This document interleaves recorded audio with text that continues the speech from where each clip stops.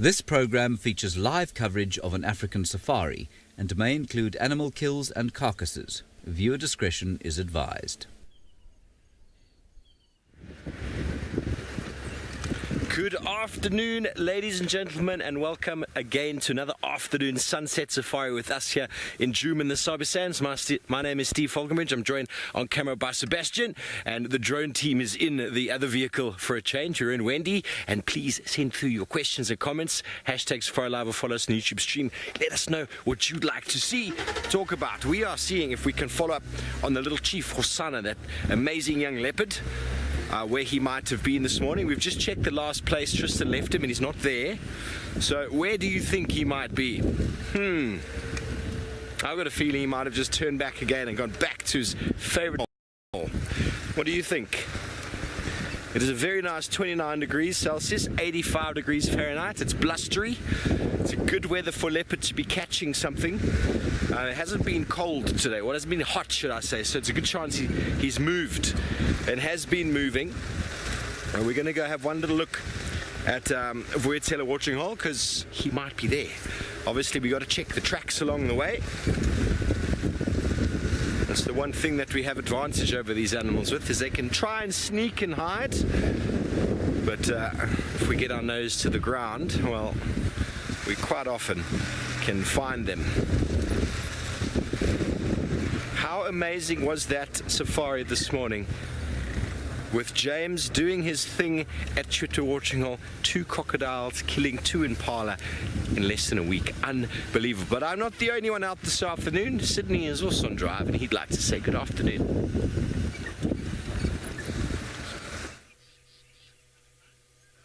A very, very good afternoon to you all, and welcome to the beginning of the afternoon game drive. I am Sydney, and I am not traveling alone this afternoon. I am with Senzo, my camera operator.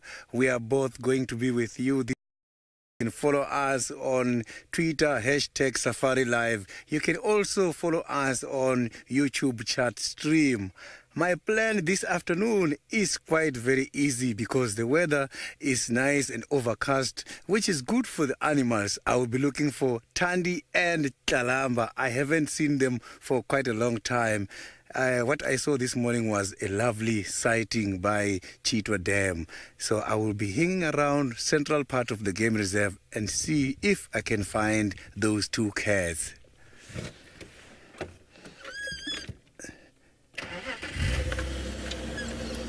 Not windy at all. It's nice and cool. The chances of trekking today is perfect.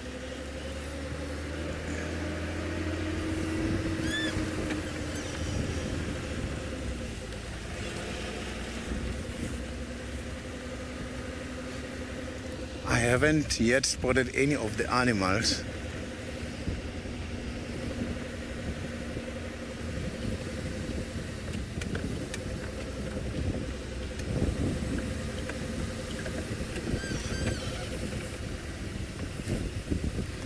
Just want to try and see if I can find some tracks here. As I can see, there has been some activities happening.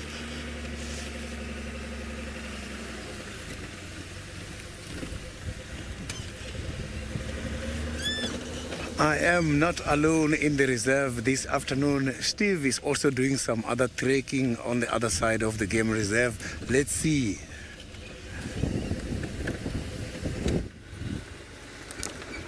Well, nothing at the moment. We are still having a look. Nothing seems to have passed by this way. So we're just going to go have a quick look at that Waterhole watering hole, see if he is around, and if not, we'll go and spend a little bit more time in the area where the tracks were or where he was last seen. There's a good chance he's either gone to one of the watering holes or he's moved off just slightly from where he was, but who knows. Here are some lovely impala. Maybe they will tell us where he is. There's a beautiful one on top of the... Ooh. The second rut is happening, and these 2 males on the right hand side. Are you right there, Seb? Yeah. These 2 males on the right hand side are scaring all the ladies. That's what happens when there's pheromones in the air. the males get all excited again for mating rights to the odd handful of females that potentially didn't get mated with.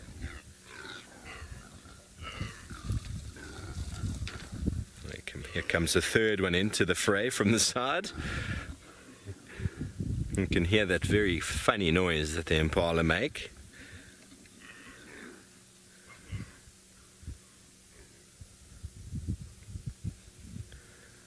Such beautiful but yet strange animals in their own right. Good indicators of predators around.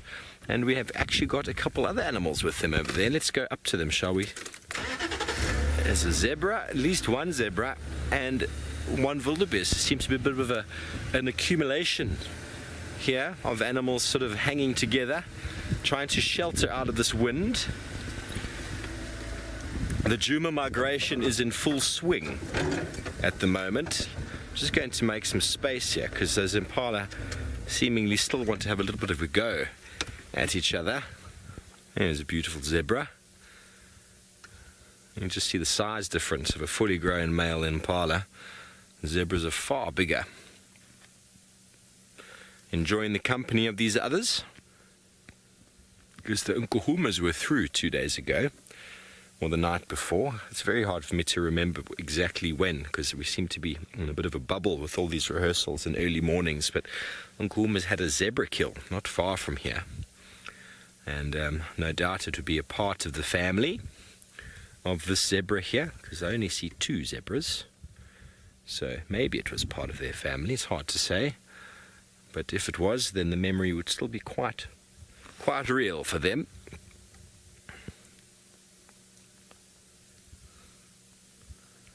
My safari, you reckon Hosana's missing an opportunity? Well, he would really struggle to catch one of these when they're in such a large group. It really is difficult with so many eyes and ears, and that is the purpose of these accumulations, is to spot the predator. Gives you all more time to feed and to get fat and healthy, because they will all fear lions if they come through. Invariably, they'll also shout at any leopard that might move through. So it does pay a lot of sort of benefits to them all to hang out like this. And just sheltering from the wind in the thickets there. That's where we're going to find our animals today, hiding away in the thickets.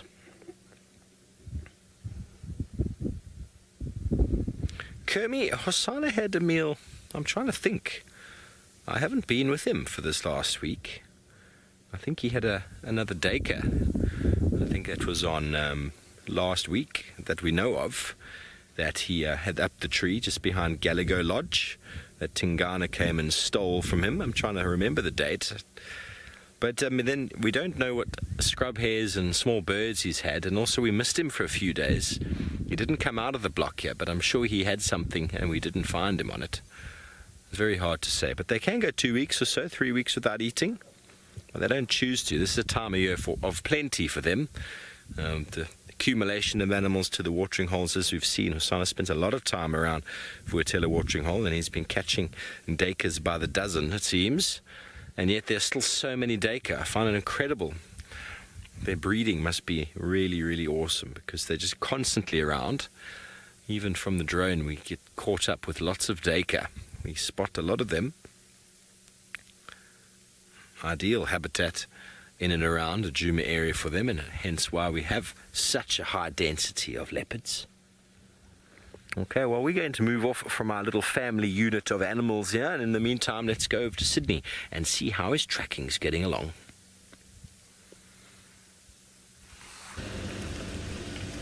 I am now on Nyala Road in the middle of the game reserve, trying to see if I can find some very nice fresh tracks of these cats, as here it is the last area they have been spotted some few days ago.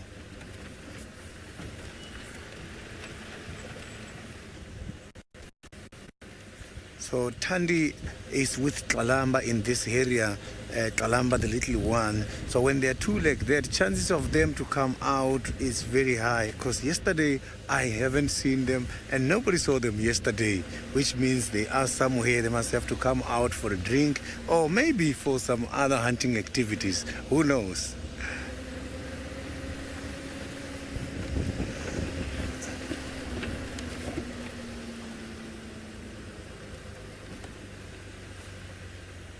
Rosalind, the leopards, they can fight very hard, and their fight sometimes is so very much painful seeing, because they can scratch each other, and sometimes it results one of them bleeding a lot on the face, as they can be able to use those claws to scratch each other as they're fighting. So I have seen a leopard fight, just that it was at night. It was not a good sighting, but yes, I also heard some other people who witnessed those kind of fights, that they can be vicious sometimes.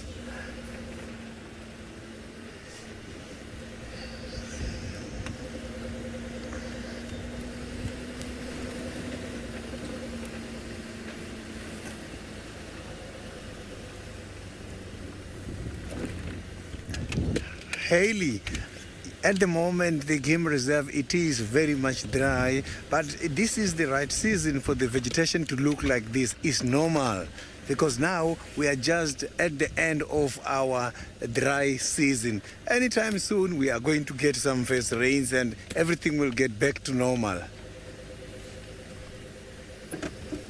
We do have some of the evergreen trees here, I can see, which are still green, to maintain some of the animals. Grazers is the ones that are at this stage feeding a lot on the dry grass, but they're going to have to balance that with quite a lot of water consumption. They must eat dry grass and they must go and then drink a lot of water. So when going to drink, that is when our predators such as Osana will be waiting for them to come.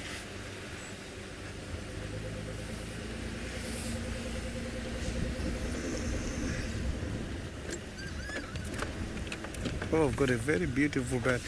Can you see that bird? The senzo. Right on top of the tree, there's a bird. It looks like it's a batalia.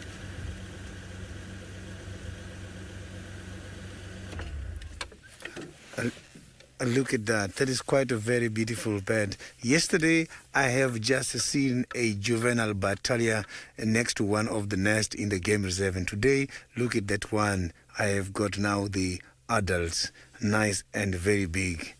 You can see there's some wind blowing there. These birds, they are very good indicators of the carcasses in the reserve. Look at the color of the beak, nice and pinkish. But the juveniles don't look like adults. They look completely different, as if they are two different species.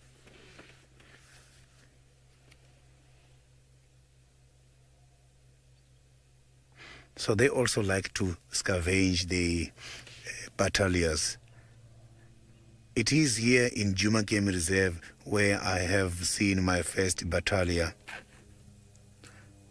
In Waterberg, which is one of the areas not very far away from Johannesburg, the batalias, we don't have them that side. So I was very lucky, and these are very beautiful birds.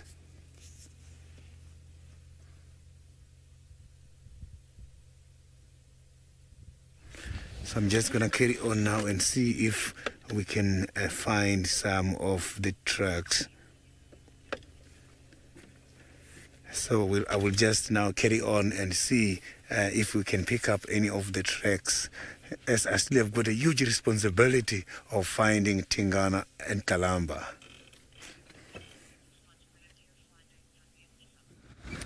Not going to give us any time to do tracking if we're going to be jumping like this. Hello. Well, we are back at the watering hole. We're going to see if we can find any tracks here. See tracks of a male leopard. Herd of elephants have been through here. Let's go and have a look, shall we? Nothing as yet, but but we know he likes to hide in these bushes just over here. Okay, there's a track there.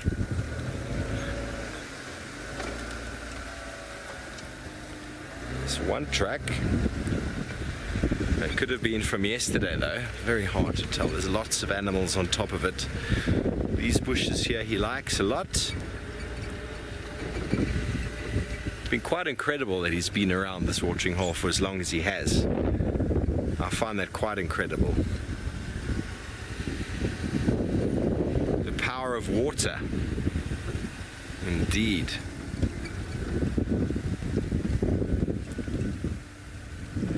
Hello Safari Sally, you want to know my best advice on people learning to track? Just be patient with yourself and try and think out of the box. You obviously need to learn the tracks first. Learning the tracks is the first thing. And then being able to trail an animal, well, that's a different story altogether. Once you can identify, so you get two elements of tracking. You get what we call track and sign, which is looking at a track on the ground and identifying the species and maybe the movement, even the sex. And then you get trailing, which is the ability to go on the tracks of an animal and follow them and then find them. That takes a lot of practice, a lot of time. It takes years to get good at that. People like Herbie have been doing it for 25 years or so. I've been doing it for about 10 years and we're getting there. We're getting there. But once you learn the area and you know where things are, that you kind of overlay onto your map inside your head about where the animal could be moving. Seb, should we do a little scan with that thermal in some of the grass, eh? Should go up here a little touch. Okay, well, it seems like the Mara seems to have sorted out some of their technical issues, and Taylor McCurdy is going to be joining us this afternoon. We're going to be going all the way up to the Mara with the giraffe. Have a giraffe. Hello, everybody. Better late than never. There is a giraffe. There are many giraffes. There are plenty of giraffe in the Mara, but I think I've told you this a number of times, and I think you've all seen it for yourselves. Isn't that quite cool? But I suppose I better introduce myself at some point as well, seeing as though we have just started the show. I'm glad that the wind has died down. My name is Taylor McCurdy, and on camera with me today is Archie. Woohoo! And this is a live and interactive safari, and it's great to, of course, have you all here. So remember to send through those wonderful questions. But like I said, we've got lots and lots of giraffe. They seem to like it around here. Every single day, without doubt, on the main river road, here in the Mara Triangle, you can find not one giraffe, but sometimes like 30 or 40 giraffe, and that's a small group. There are quite a few of them. I'm hoping that we're going to see giraffe crossing the river at some point, maybe some of the shallow spots, but maybe not right now, although they are enjoying eating on the tree line. Look, there's another one. They're just coming out from everywhere. Perhaps the giraffe grow out of trees. No, they don't. I'm just talking absolute nonsense. But this is very, very cool. Such a nice scene to see. Of course, out here in the Mara, you can hear lots and lots of cars driving past us. That's also very normal.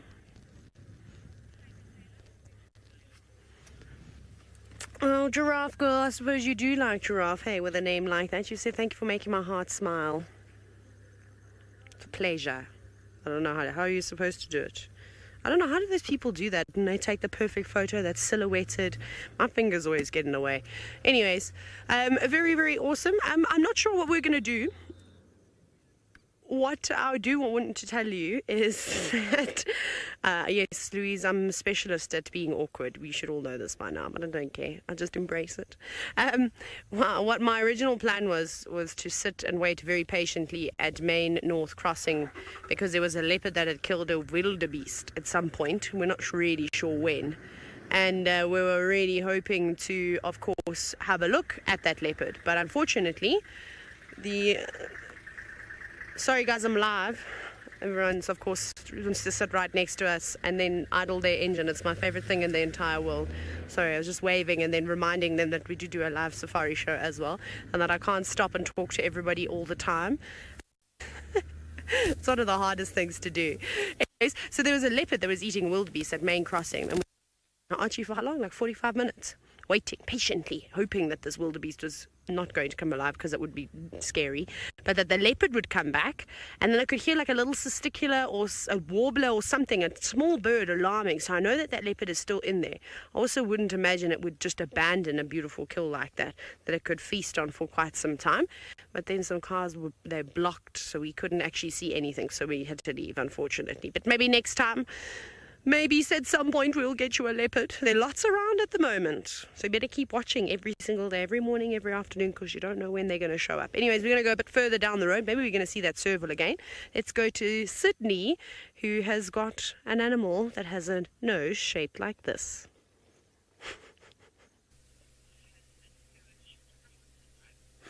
I have got the waterbuck now starting to get disappeared. It's quite a very small bachelor head.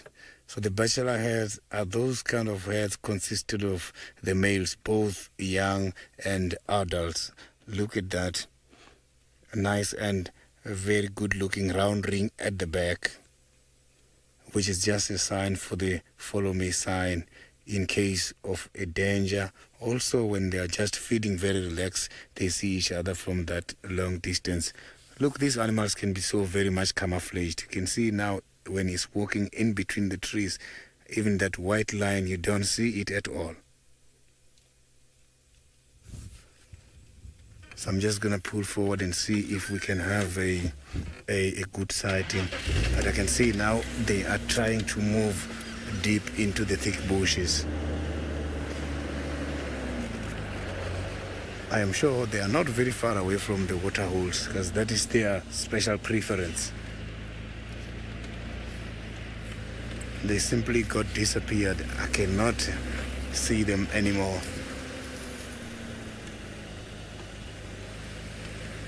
So they've been feeding together with some of the impalas here in the area. So the combination here is about safety in numbers.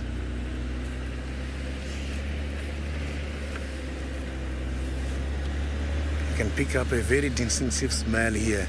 So the animals, such as the waterbucks, for them to mark their territories, the males, they don't use urine, they don't use droppings. They rely on their strong body scent in order to use as a scent mark. He just fell into the artifact hole there.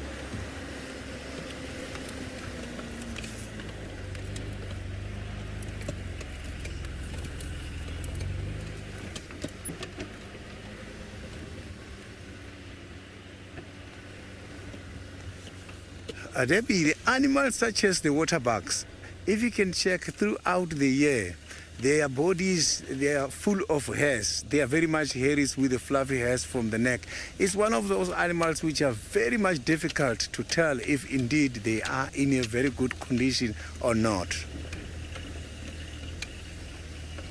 So, but yes, it's true, in our area at this stage, the animals, various kind of species, they are still in a very great condition. It's quite difficult to tell if the vegetation is dry at the moment. They look normal.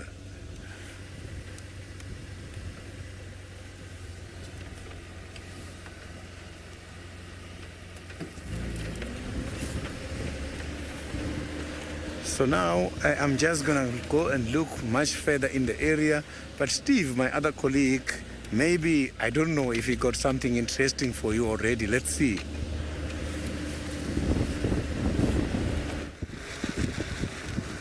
Nothing yet. We are still checking. There's nothing around that watering hole, so we're just going to go around the area where Hosana was seen this morning, see if we can get any tracks of where he's possibly moved. But when it's windy like this, it can be very difficult to find animals. They like to shelter down in the drainage lines, and it's not very easy to just bumble in there. So without finding tracks, it's going to be quite difficult. As I suggest, there's a good chance he's moved, but how far exactly is hard to say. But we're going to keep on our wanderings and see whereabouts we come up. We actually found him on the drone close to camp this morning, and we helped Tristan guide through this really unnavigatable block towards our left-hand side, and managed to stay with him, which was quite incredible actually. Important the use of technology.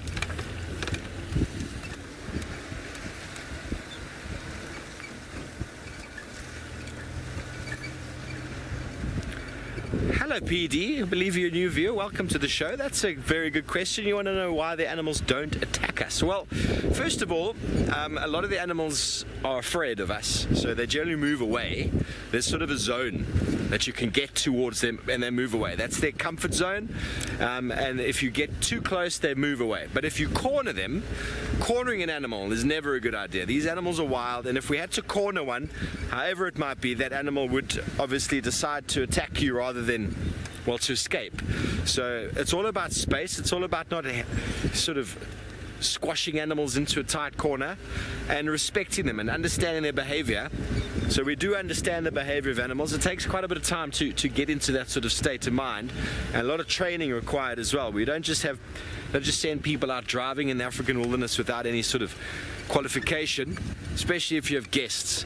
And if you read the animal's behavior, they generally are quite shy and move away from you, but eventually over time they get quite used to the vehicles, and so you can view them quite safely, quite naturally, without causing them any harm. And if you go too close, you're going to cause their behavior to change, and that's not ethical.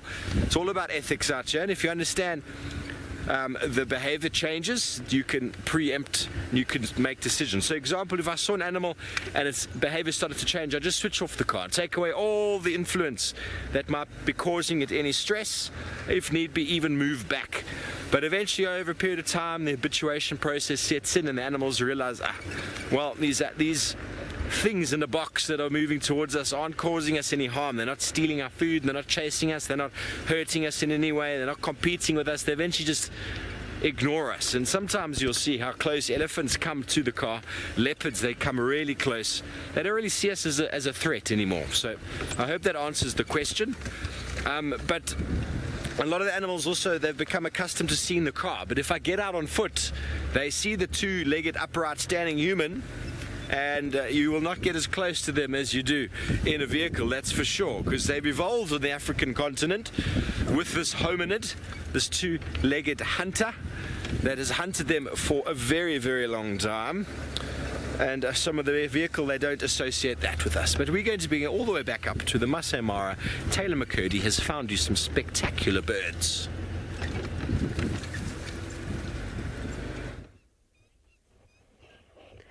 Welcome everybody to the bird beach paradise here in the Mara Triangle, where everything is very relaxing, cool, calm, collected. Where's the pool boy?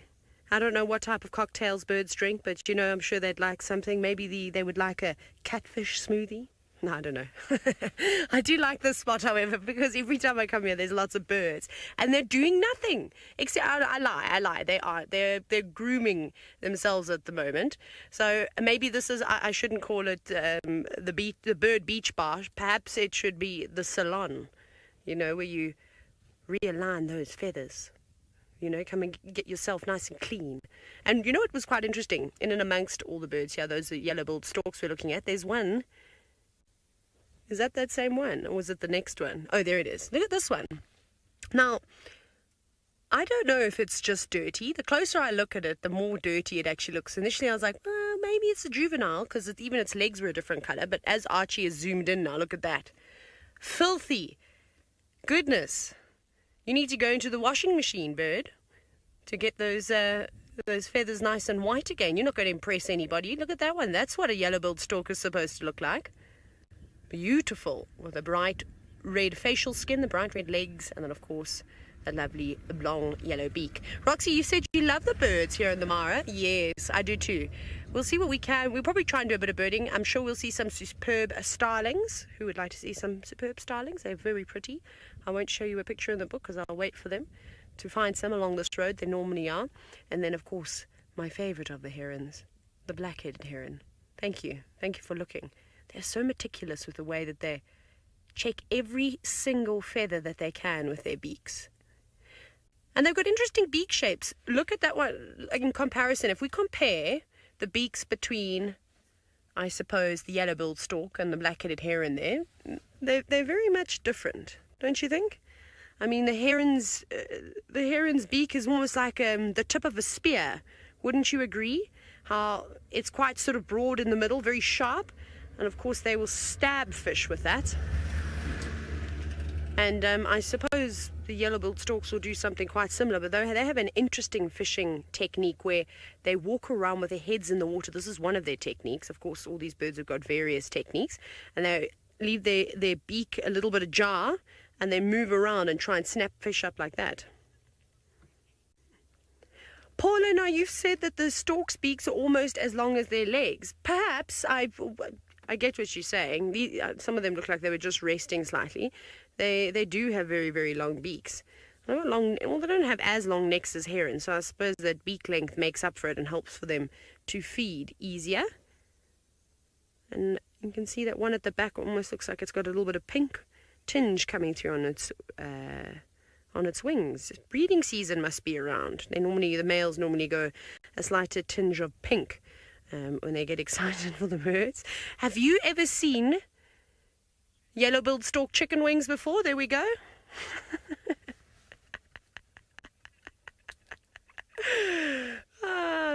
Pink chicken wings. Paula, my favorite bird is not either or any of the ones that we're looking at the moment. We'll see if we can find you one. It's a secretary bird out here in the Mara. You get them in South Africa too, but in the Sabi Sand you don't see them as much. Oh, look, there's a grey heron too. Oh, we were talking about that. Even a bigger beak than the black-headed heron.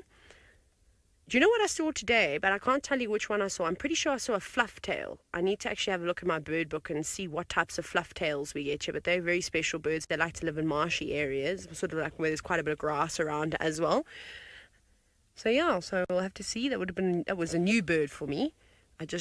From its sort of flight and its behavior in the long grass, it was acting very much like a fluff-tail, but I'll have to check.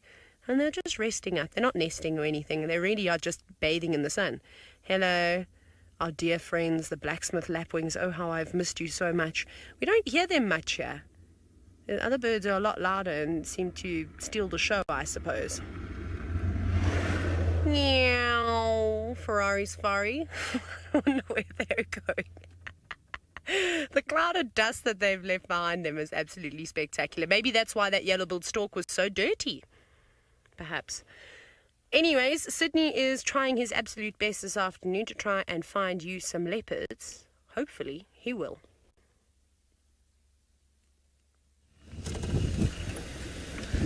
I am still looking for the leopards, the beautiful Kalamba and Tandi in the area here. But it seems to be very much quiet. No much activities took place according to the evidence I'm seeing on the ground. I have not yet picked up the fresh tracks for Tandi and Kalamba this afternoon. So I am also concentrating on some of the warning calls, and none of the warning calls has been given so far about the presence of these cats in this area now.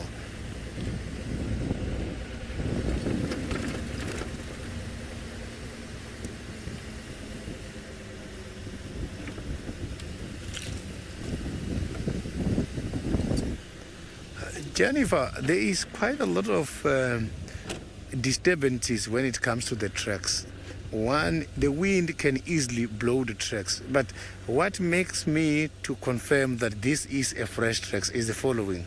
If I see that the track is looking fresh, no insects went over the tracks and is still much visible, I can see the fine sand. That is what convinced me to say this is a fresh track. But if the track is looking very old, is when you will see insects going over the tracks. And apart from the insects, wind will blow it so that it's not clearly visible. So I have got something now very much beautiful in front of me here.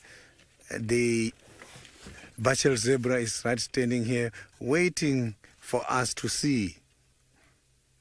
So I know a lot of people, they do have kind of a confusion between zebra, Bachel zebra and the mountain zebras. We both have those species occurring here in southern Africa, in South Africa. It's just that here in Djuma Game Reserve, we only got the Bachel zebras.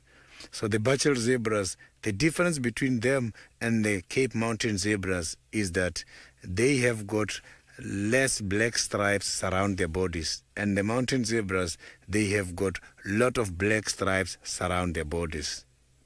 And the Bachel zebras, their stripes are coming halfway, they are coming from underneath their bellies. and the mountain zebras, their stripes are coming halfway down to their bellies. The bachel zebras, their stripes, they have got some yellowish shadows on their stripes, and the mountain zebras don't have the yellowish shadows on their stripes. And if you look at the legs there, the bachel zebras, the legs are not completely fully striped, whereas the mountain zebras, the legs are completely fully striped. Right there where we are seeing now, underneath the tail, is one of the areas you can tell between the difference between the male and the female. When the line underneath the tail is thin, it's telling you that it's a male zebra. When the line underneath the tail is broad, it's telling you this is a female zebra. These animals got a very dangerous kick, meaning that you cannot go confirm by lifting up a tail. He is now feeding on these grasses, dry grasses. These animals prefer to feed on tall grasses. If you can check there now, this area is not like completely grazed. The grasses are still very much tall, which is one of the reasons why you see the zebras with the wildebeest, because the wildebeest prefers shorter grass and zebras prefers tall grass. In other words, these zebras, they go in front, cutting the grass shorter for the wildebeest behind to eat. It's quite a very beautiful animal. Look at that.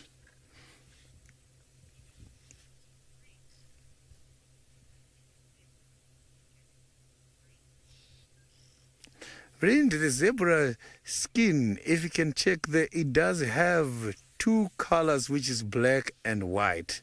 But to me, a zebra is a black color with white stripes. But a lot of people say it's a white, it's white with black stripes. But I'm seeing it as an animal white with black stripes.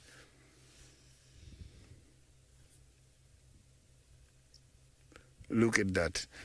This is beautiful. So in terms of the eyesight, zebras, they've got a very good eyesight. And both male and females, they look pregnant all year round. They both have a very big stomach. And they're not ruminants. They just have a simple stomach like we do. So there must be more zebras not very far away from where he is now, as zebras. So these zebras you can see now, there's more further down there. They walk in groups. Zebras, they walk in harems. But harems, they also feed together with the other harems. When harems are together, then it is called a dazzle of zebras.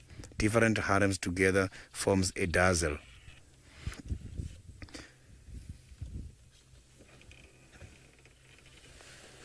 So now I will be heading any fresh tracks in the area here.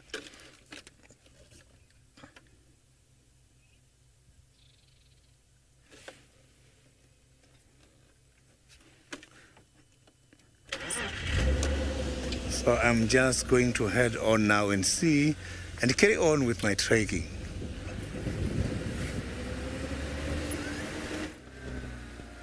Well, good luck, Sydney. I hope you managed to find Thandi, wherever she might be. I haven't had any success yet with Hosanna.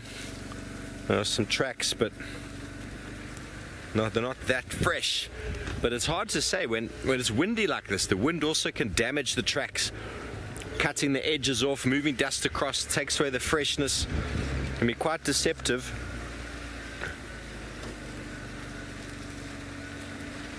Lots of hyena. We just came past the site where the Unkuhumas killed that zebra a couple nights ago, and the hyena ended up stealing the remains from them, but there was nothing left.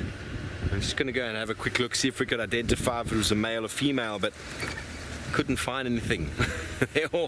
They picked up the pieces. We saw it from the drone. There were hyenas scattered all over the place feeding on that zebra. I don't even know if it was a big zebra or not. All we know is it was a dead one.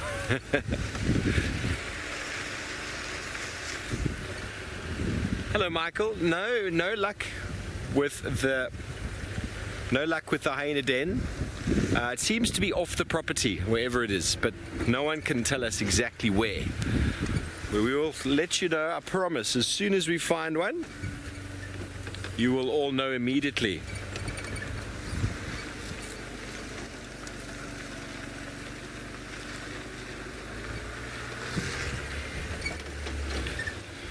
So we've done an entire loop now. Hello Monique, you want to know about cheetah and hyena tracks? Well, they're quite different actually. Very, very different. Let me show you in my lovely book here. Here is a lovely hyena track. The size is very similar.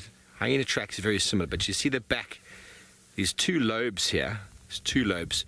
And the toes are kidney shaped, and you can see the claws. Cheetah tracks, you can see the claws as well, but the difference is this back here. But something you don't notice in the track here, but in the sand, these areas here are all pinched. The sand is pinched together. Let me get the cheetah track now. There we go.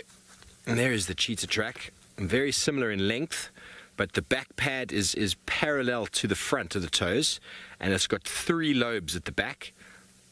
The claws are visible, but there's a lot of space between the toes and the pad, which means you don't get this pinched sort of sand patch in between there. You get quite a clear print on the ground with what we call negative space. Here it is in the sand over there, and the mud is not a very good picture, to be honest. But a cheetah track looks similar to a very big leopard track that's sort of been squashed in the vice grip. Just squashed, because if I show you the leopard track, there we go, it's on this page over here. There's a leopard track. There's a big male. So if you go and squash that, oh, a cheetah looks like that, except the claws are clearly visible in cheetah. And these 2 ridges over here actually stand out in the cheetah track, because that is the grip that they use, almost like your track shoes. They're used for moving quite quickly, whereas the cheetah, the leopard, doesn't really need high speed movement. That they bulge out there and they leave a very nice distinct mark in the sand. So I hope that answers your question. We are looking for any of those really, but I saw some just before there that are not very easy to show you on the camera in this light. Lighting is also a very important aspect, and when it's very overcast, it's hard to see tracks because you can't see the angle, and the shadows are very, very deceptive. You need the shadows. Anyway, we're going to keep searching here for a little while longer, and in the meantime, let's go back over to Sydney, who's doing the same. No? There's fresh elephants tracks going down there.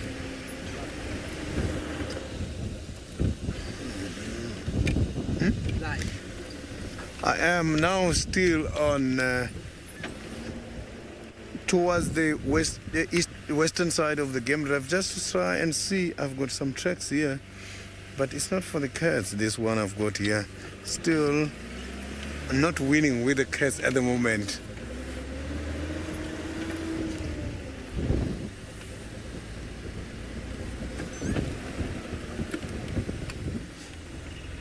Maybe our luck is going to be much more towards there where we are going, because from down this side it seems to be very much quiet.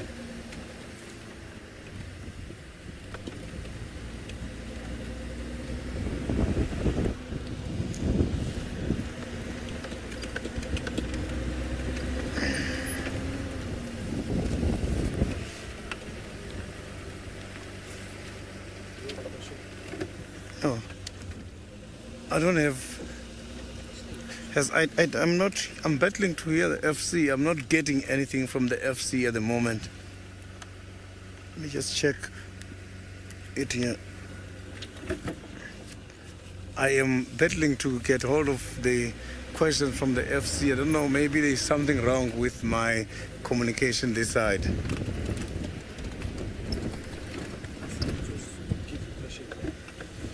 The FC, could you please give me the question back? I am not hearing anything.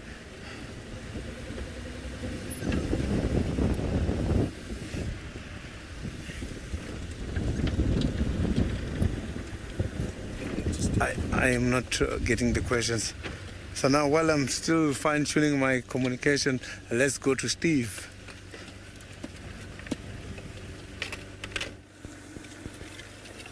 Well, the gremlins are all over the place. Well, we are back exactly where Hosanna was left this morning. We're going to have one more little peek in here. Aubrey from Vuatela came on the radio a moment ago and said he heard some alarm calls around north of Vuatela Dam, so he's following up. We're going to go there now. I'm just going to have one more little peek in here. See if he's not just lying up. Oopsie, sorry Seb.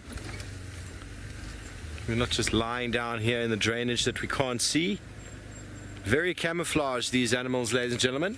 Very camouflaged. This is an area that we spent a lot of time with Tundi and Kalamba. The whole of February, it seems. Just this side and that side.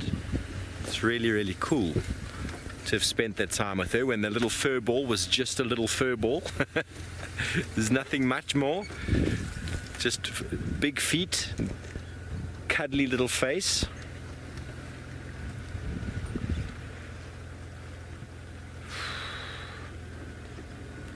Could be anywhere.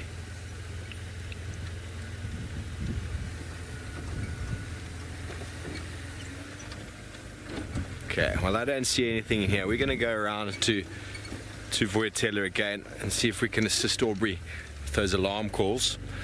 Alarm calls are a great way to find animals, but tracking is a good way. Alarm calls is much more real in the moment.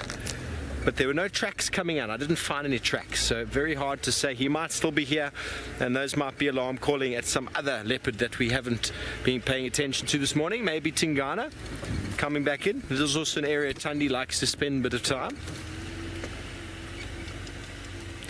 But if he is around here, he's probably very flat. So if we don't come right by the watering hole, well, we'll come back in this area just before dark as it gets to that sort of time where the coolness and the light is in favor for the leopard, and they will slowly start moving, looking for their meal. Alrighty. So how's everybody doing on this lovely Sunday afternoon? It is Sunday in South Africa. Ooh, David, there's a few. The best alarm calls, monkeys are very, very reliable. Very. Kind of like that. But high pitch, and the monkeys also look. So you'll look up in a tree and you'll see the monkeys and you'll be like, okay, cool, let's look that way. And quite often you find them. Kudu and Nyala are also quite reliable. Bushbuck are in the same category. Although the other day we had kudu alarm calling. I was on Torchwood with Senzo and we had kudu alarm call and we couldn't find the animal. So maybe the animal was skittish and it just moved away from us, or it had been there and the smells were sort of still around and it scared the kudu. So they are quite, I find kudu and bushbuck, Nyala, very reliable. Impala as well, you've just got to differentiate the difference between the alarm call and the ratting call. And when the Impala alarm, it's a high-pitched, quick snort, but when he's ratting, it's a very similar sound, but it's longer and more forced. That is my analogy of it. Franklin can be quite good, but we've noticed also that sometimes they don't call if they see an animal. They just sit there and they freeze. Squirrels, I've given up on squirrels. Squirrels, I don't like squirrels. Monkeys and baboons, very good. Very, very good. Baboons make that very wow! Wow! Gets everyone's attention. I think I got you all there, did I? Yeah, that was the... Seb even jumped in his seat. So baboons are very good. They also will be up a tree and will look in the direction. What else I'm thinking? Seb, can you think of another animal that's quite sort of common that we utilize? I think the most obvious ones and the best ones are there. Obviously there's other areas. Guinea fowl are quite good. They do that tick tick tick tick tick tick tick tick tick tick tick. But the thing is they do that call in the morning together, and they do it in the afternoon together, so that's completely false at that time of day. But in the middle of the day, you find them. We got Hosana at room 11 Chitwa one afternoon, or one morning, because of that. But as the sun starts setting, it's not reliable at all. It's sort of a contact call. So that is helpful. Go-away birds, I suppose, are also quite useful. I can't say I've ever found anything successfully using go-away birds, because they move quite a lot and it's hard to really keep up with where they're moving. Franklins will explode out of a bush and make that like tick, tick, tick, tick, tick, tick, tick. Okay, well, we're going to go back over to Sydney. It seems like he's sorted out his earpiece. Let's hope he can hear what we're all saying.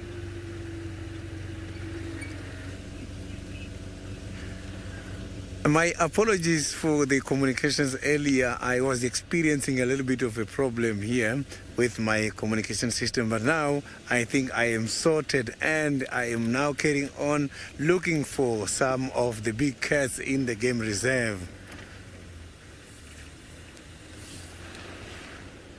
No sign yet of the cats where I am. Maybe these cats are resting. Not sure, maybe they have caught something.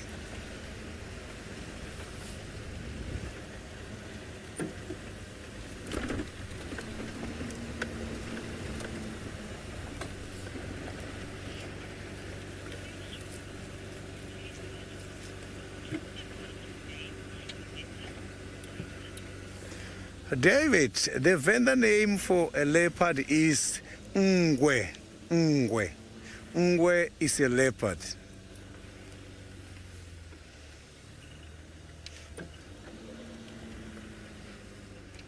I've got some of the very beautiful antelopes here with me.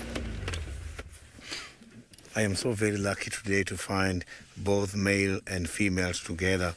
Mostly when it comes to these kind of animals, nyalas, since I've been here, I always see the females together with the young males. But to find 3 males together with 1 female is something very rare. So the females don't carry horns at all. Males, they carry horns. Look at that. She is the only female I am seeing here. If you don't look nicely, you might even think this is a different species. So they are not identical at all. So these males, they normally work together, but during breeding season is when the dominant one will go then with the family for breeding purposes. Look at that. You can see the tips of the horns are very much white. Mostly when the tips of the horns are like this, it means that animal is getting old. And when it's very, very old, the tips then breaks off. Look at some of the disruption markings, the markings that are there just to confuse any predator.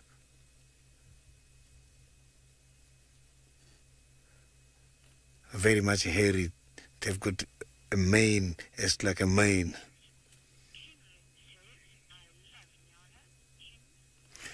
Kim, I also love nyalas a lot. They are such very much cute, and it's interesting seeing them challenging each other for territorial purposes.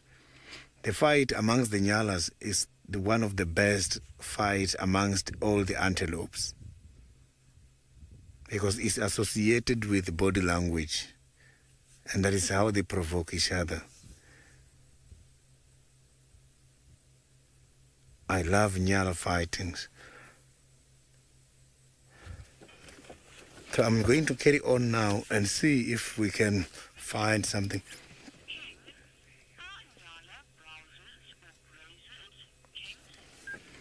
The king nyalas, they are browsers. They eat quite a lot of leaves from the small trees growing. But these animals, sometimes browsers and grazers, they tend to feed on grass when they're browsers. Sometimes grazers also eat some of the leaves sometimes. That is determined by the season and what is happening in the surrounding. When there's too much drought, animals, they give us surprises sometimes. We see things that are not documented happening.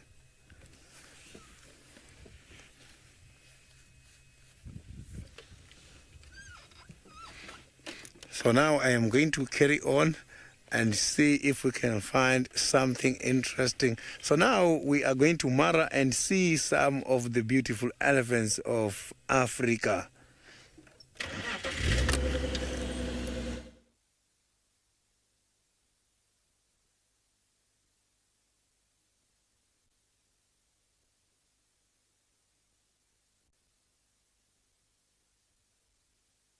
Not getting my audio. Good, back. Sorry, I'm doing singing tests, as you can hear, because Archie was saying he didn't have my audio. Apologies. I've got gremlins. The gremlins followed me all the way here. Anyways, we have got, like, I don't know, how many elephants did you say? 100, hey, Archie? Easy? Maybe more. Maybe 150 elephants. All in this area. There are so many. It's one of my favorite spots in the triangle. If you ever come and visit, you just need to come to this. I don't even know what this marsh is called, but it's beautiful. And it's in the triangle. It's quite close to the Olololo gate. It is stunning. And if you are an elephant and you like to eat grass, or if you're any animal and you like to eat grass, why would you not want to come here? It's beautiful. It's lush. There's lots of little depressions and luggers, aka drainage lines, and mud wallows. I mean, you can have a great time, especially if you're a young elephant. You might want to chase the birds too. That could be quite exciting. I'm always up for little baby elephants chasing birds. That's one of the most awesome things to see. Now, these are different storks. These are white storks. Well, that big one, and then there's egrets at the back, cattle egrets. So another stork to add to the list today. You're doing well on birds so far. We'll see how many more we can add up. Maybe we get some scallows to rockos and things. Oh, hello, little sleepy pants. Look at that little elephant. Oh, no, not sleeping. Just a quick cat nap. Fair enough. Now you can also see that the camera is just moving a little bit. Like I said, it's been quite windy, and now that we're out in the open, the wind has picked up, and our camera is very much exposed, so it does bounce and bobble around a little bit. Archie's holding on as tight as he can. Oh, how sweet is that? The little elephant just having a nap. Now, yesterday we had a funny moment. We were actually laugh. It was during the 1 hour Nat Geo Kids segment. Oh my goodness. It was very, very, very, very funny because we had an elephant bull, one of these bulls, I suspect, chase, and I kid you not, for, I don't know, a couple of 100 meters, chase a female. He obviously wanted to mate with her, and she was having none of it, so she ran away. Rosalind, now, you have a very nice question, but Louise was not very nice to me today. Louise is directing for all of you. So Rosalind's question was about what is the loudest animal out here, and then Louise quickly commented and said, except me. Remember, Brent Leo Smith is still the loudest thing in the world. I kid you not, when he talks on the radio, it can be on volume 1 and it still blares. And Archie and I go, ah, like nails on a chalkboard. So Brent's not here to defend himself. Ha ha ha. So Brent's the loudest, and then you're probably going to get something like cicadas afterwards, maybe a lion's roar. Though an elephant trumpet is fairly deafening as well. You know, I'm trying to think, most animals are silent, except the wildebeest at the moment. They just don't stop making noise. They just... That's all you hear at the moment along the river, which is quite cool. So yeah, so everyone's actually fairly quiet most of the time. They don't make a lot of noise except for the wildebeest. Oh, hang on. What's happening here? This is interesting. Okay, so we've got the big bull on the left. You can see him. And then the one with his bottom towards us, that's another elephant bull there. Now, he's much smaller in sort of height, but he's got a good set of ivory on him, whereas the bull on the left is actually much taller and I suspect a little bit older. And he just basically showed that younger bull that he was not happy with him getting close to the cow that is just on the other side. Now, I don't know. Maybe she could be coming into estrus again. I mean, her calf... Let's see if her little calf is probably around 2 or 3 years old. Although she probably would be already pregnant then. they have a calf every 4 to 5 years. And out here, living is quite good, so it might even be sooner than that, maybe every 4 years or so. But he absolutely dwarfs that cow. You're a big boy.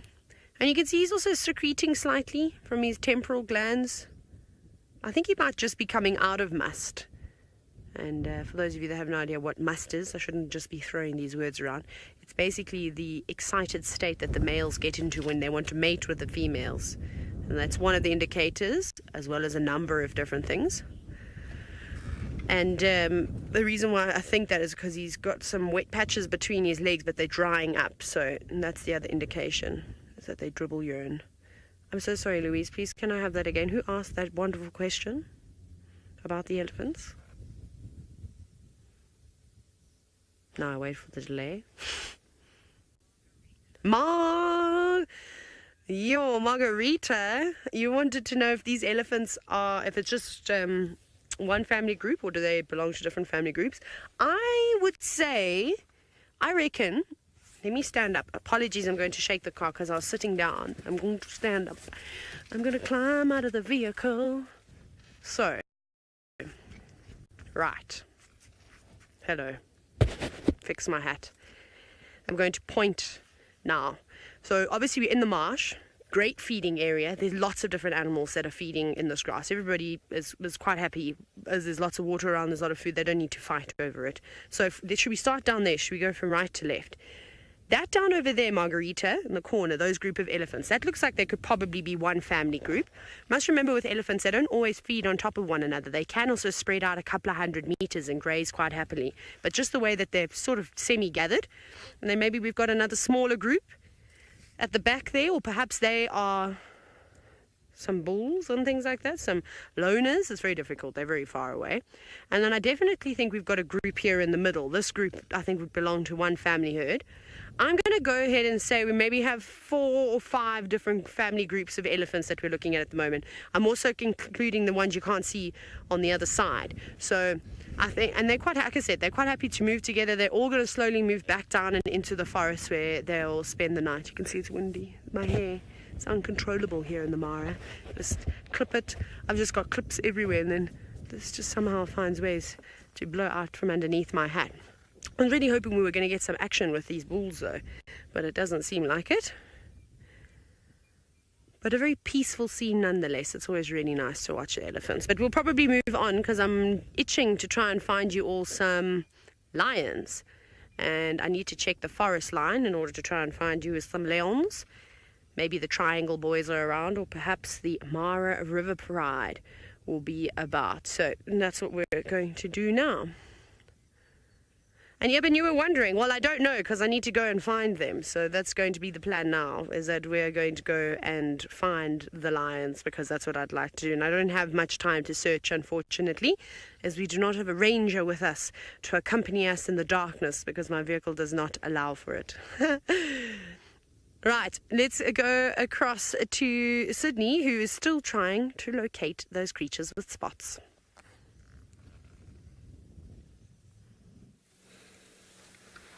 Yes, well, we're doing big loops and nothing of yet, folks, but this is an area now on our western side that is officially fully underway with regards to winter. You can see there's not a single leaf on the trees. We're quite high up on what we call the Katina or the slope, and you can see that all the trees have pretty much lost their leaves. It's very dry. There's a fire index of 6 today, and we've got to be very careful with regards to burning. Because of the wind and the dryness, if a fire happened to ignite now, we could have some seriously huge amounts of area could be burnt down. So we have to be very careful. And that is why fire breaks get put in. But you can see all these trees. Months ago, this area was full of leaves. And all that organic material has fallen on the ground. There's an enormous amount of termite activity on the top of these hills here with really big termite mounds. Excuse me. And this is an area where we're hoping to find an aardvark at some stage.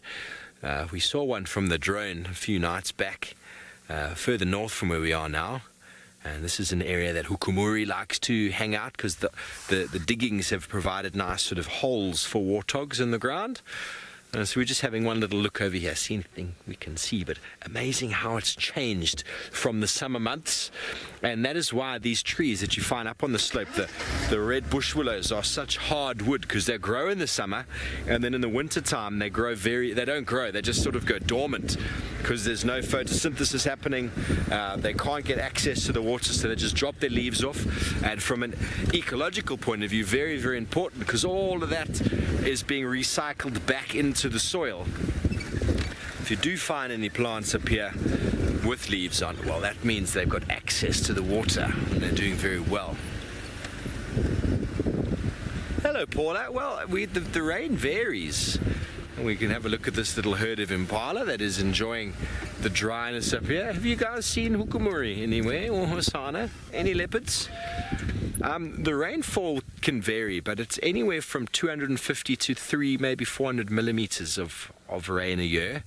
The savanna biome can get up to about as high as 850, but no, not really more than that. But in this area, it doesn't get lower than about 150. But you do get years where it can, due to drought, and the rains just don't come. But the savanna needs a regular rain, seasonal rain coming in the summer months, and we go through wet and dry periods. And we've just come through last year. I think this last season was quite a nice wet period, which enables the animals to get nice and bulky again and build up. And you can see these impala are enjoying this winter forage of grass up at the top of the hill here. They have the potential to be mixed feeders, so they can feed on whatever is good at the time. And there's no leaves at all. Maybe there's some small forbs that they're feeding on there, but I think they're feeding on some grass. Nice big herd once again. The wind seems to have died down a little bit. And they are just moving around, quite camouflaged actually. I mean, to our colour vision, they kind of stand out, but to a black and white seeing predator, they actually are quite difficult to spot unless they move. With that three-toned sort of body colour, and the back is being quite dark, the side a bit lighter, and the belly white. So it's a term called counter shading. It helps them to blend in with the surroundings. You can see they're quite relaxed. There's no evident predator in the immediate area. Well, we're going to leave these very camouflaged impala and let's go over to Sydney and see if we can spot him with his camouflaged shirt. Love life. I am now at the Buffelshoek area in order to see if I can pick up some of the very much interesting cats here. But for now, I am going to show you something very much interesting here. I will show you these termite mounds. I can see they built quite a very big house here, not very far away from where we are. So if you can check here where I'm climbing now, I'm climbing a very big house. It's like a pile of sand here. So this is a big house. It started from very much low, and it has been done by these interesting insects, the termites. You know, the termites, when they're building this, they have got a very interesting behavior which is called trophallaxis. Trophallaxis is whereby these termites, they defecate, the queen defecates, and these youngsters, the newborn, must have to eat droppings from their mother. And when this is done, that is when you get things such as methane gas, because when the methane gas comes, it comes as of the bacteria from inside the stomach of these insects. These insects are one of the insects which are source of methane gas in wild. These insects, because they eat the wood, this wood is very much difficult to digest. And because of that, they have to get some of the digestive bacteria. So these digestive bacteria, they survive in the stomach of these termites. So when the food goes in there is when it's going to get broken down. And after that, they will then defecate. When they defecate, the little ones must come and queue and eat straight from the excretory opening. It is called anal trophallaxis. So they go and get these droppings as they come out. Right from the anal opening, you will see them queuing, trying to eat those kind of droppings. So, which is also another way of these insects to minimize the load of the droppings in the termite mound. So you can see these insects are very much clever. So if you can check, their droppings again is going to be recycled and work because it comes out with some of the indigestible material. So when they come out, they take again the very same droppings and they use them in order to build the nest. That is why if you go in there, you will not see any of the frass. Frass is just a term referring to the droppings of the insects. So you can see that these insects, they don't only recycle outside here. They don't only recycle the vegetation. So the nutrient cycle is outside happening. They also recycle. Their own droppings is used by other ones inside, and they use the very same thing again in order to build the nest. You can see they don't waste anything. So they make sure that everything is used twice or more than twice again. So now I am going to go back to my search and see if we can find something. So my apologies, I am using the communication from Senzo, so I'm not using the communication from the original communication code. So every time I'll be giving Senzo my wires so that I'm able to hear the FC asking questions.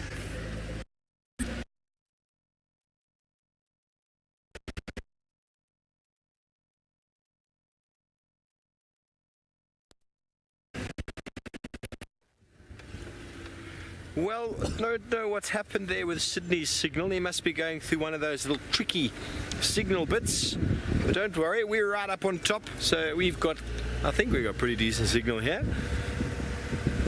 We keep going around. I'm glad Sydney was talking to you about a termite mound. I was going to talk about one, but he's done it for me.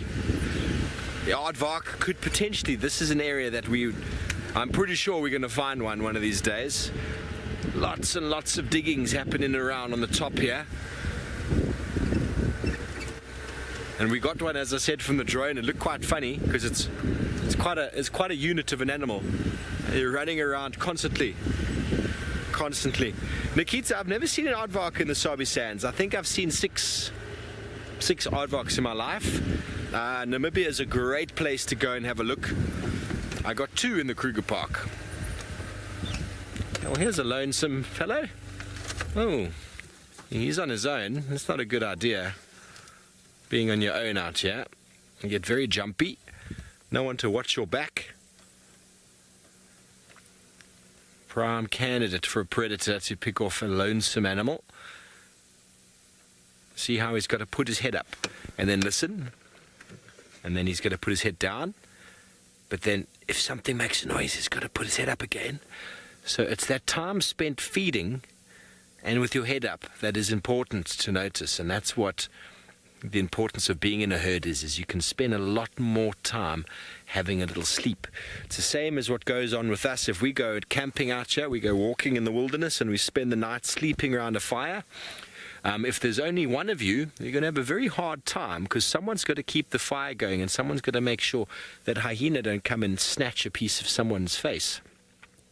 But if there's 2 of you, well, then you can at least divide up the time spent awake.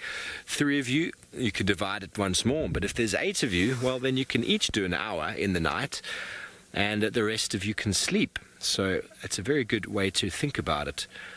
For that 1 hour you can spend defending everybody, and the rest of the time you can know that someone's watching out and you can go right back to sleep.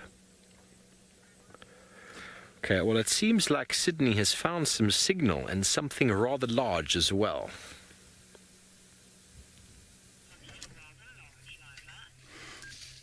I managed to find one of the big animals. You can see is an elephant head. So these elephants are very much stationary, feeding. Look at those ears. This is beautiful. This one is coming right straight He just want to give us a nice posture for the pictures. Look at that. He's trying to pick up something on the ground. So this is how they sniff, and look at the toes. You can clearly see the toes. So they use the trunk in order to also pick up the information on the ground here. So they will know about a lot of things. Let's see what it's going to do with the stick. He took that stick to the mouth. It's breaking it. It's not even fresh. It's a very dry stick. Not too sure what this elephant is trying to do.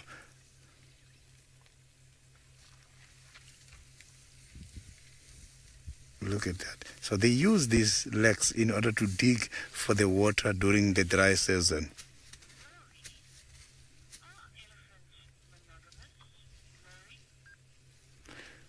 Lori, the elephants, they are not monogamous. So the elephants are polygamous. That is why you find them walking in these big herds. But these males, they are just there in order to breed. But when it comes to the powers, they are not decision makers. They take orders coming from the females, which is a good thing because not a lot of animals have that. You can see this elephant has got also some dust right on the body. If you can go up a little bit, I can see there's some of the soil is hanging there. You can see that this elephant was picking up the soil from the ground and throwing it up to the body. This is what they do when they're trying to also control their body temperature. The elephants can be very much destructive. Look, the little ones are playing there.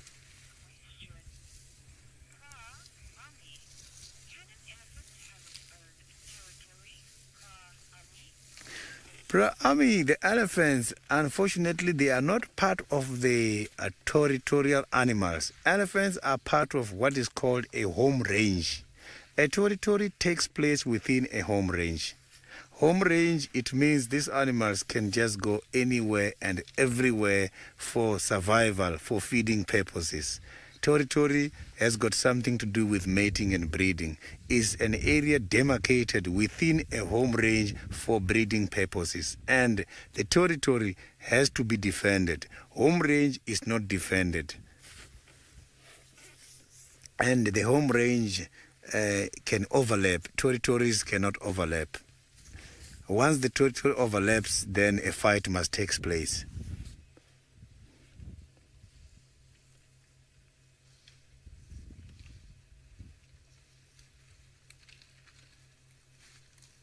So it means now these elephants might be heading towards Buffalo's Hook, as we are not very far away from the Buffalo's Hook Dam. And that is the area they are depending on for water availabilities. So being part of the home range gives elephants much more opportunities to go and feed and drink anywhere and everywhere. Because the territorial animals, they depend on certain water holes, but when they're dry, they also trespass and have water in different areas. Look at what that one is doing. Very much peaceful.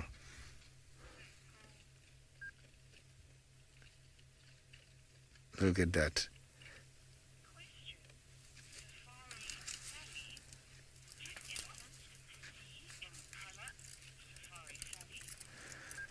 Safari Sally, the animals, when it comes to the colors, is very much difficult for them to distinguish in colors. But yes, some of them can. Elephants, I am not too sure, but I know the elephants don't like things such as flashlight. That one, they can be able to sense it, they can be able to see it. So when it comes to the colors, not too sure which colors they can be able to determine.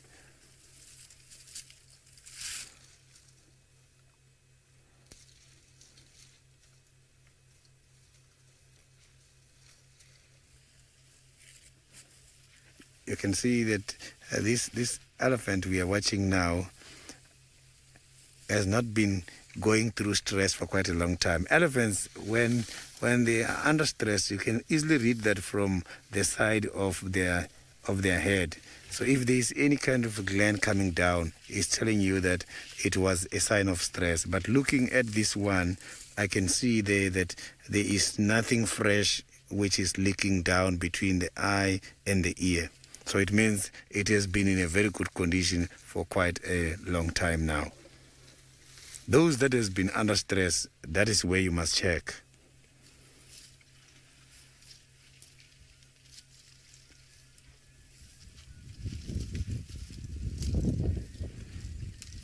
So these animals, they've got to spend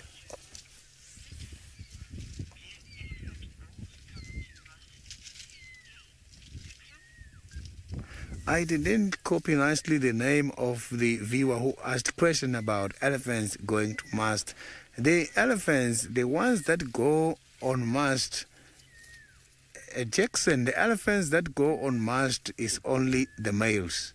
And these males, they don't go on mast twice a year. Mast is kind of an unpredictable condition which is taking place once a year for about 7 consecutive days up to 2 weeks. Some can be less, some can be more than that. So they reach maturity when they're about 12 years. After that is when they can be able to go on mast. It's a very short period, but by that period, the elephants are very much temperamental.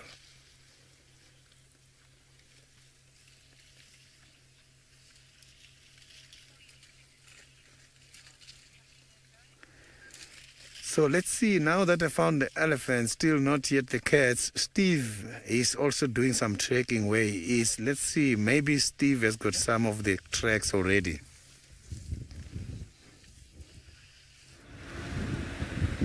Well, I'm always looking for tracks, always.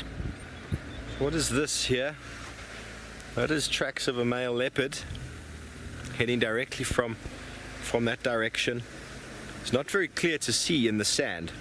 Now you can actually see it now over my right shoulder there. I'll just jump out and I can show you. Can you see these here, Seb?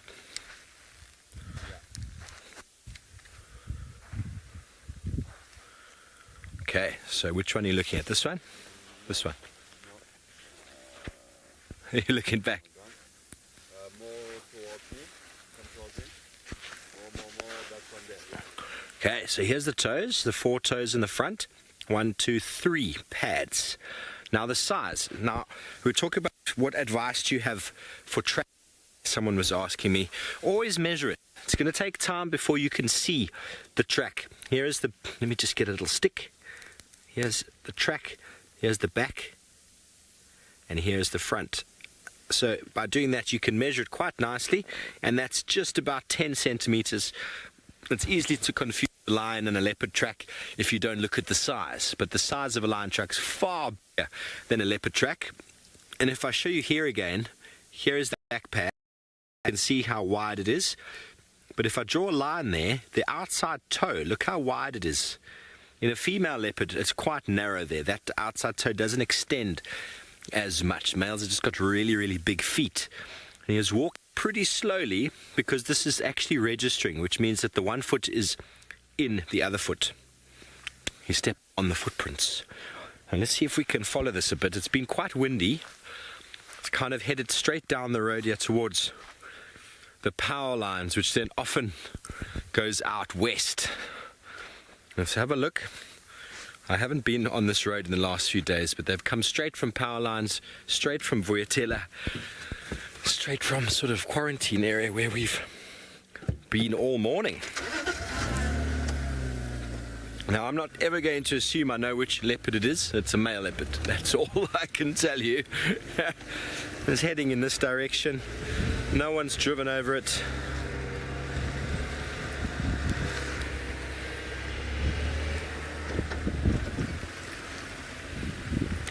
Maurice, it's a great question. You know, I don't know what Hosana feels, but I mean, I think he does feel a relative sort of sense of security knowing he's in the area. He hasn't been given any sort of negative feedback by his pops. Hasn't been chased away. He's had a few meals stolen from him, but all in all, it's been quite a nice sort of comfortable affair for him. I think it's quite off-putting for any any young predator to be moving away from an area that they're familiar with, and then there they're still going. An area that they're familiar with, and then having to go somewhere where all the smells are new, the males are new, the females are new, you don't know the drainage lines, the topography. I think that's a little bit unsettling, but I think it can also be quite cool for a cat to go into a new area. I loved going traveling and new experiences or whatever, and it's a bit daunting in the beginning. Bit daunting, you don't know how to look after yourself, but you know, we have to learn, and he's learned very well. He's a very successful young leopard, but yeah, I think he's finding it quite safe and secure.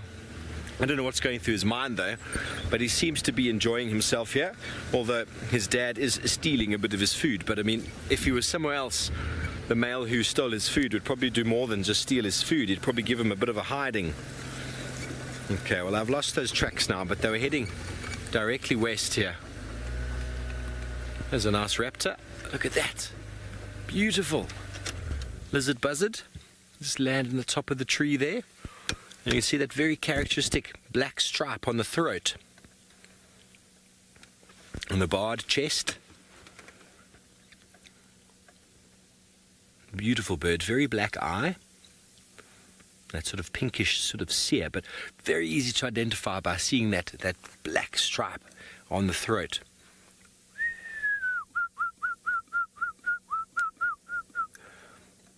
He's got some white on the tail as well.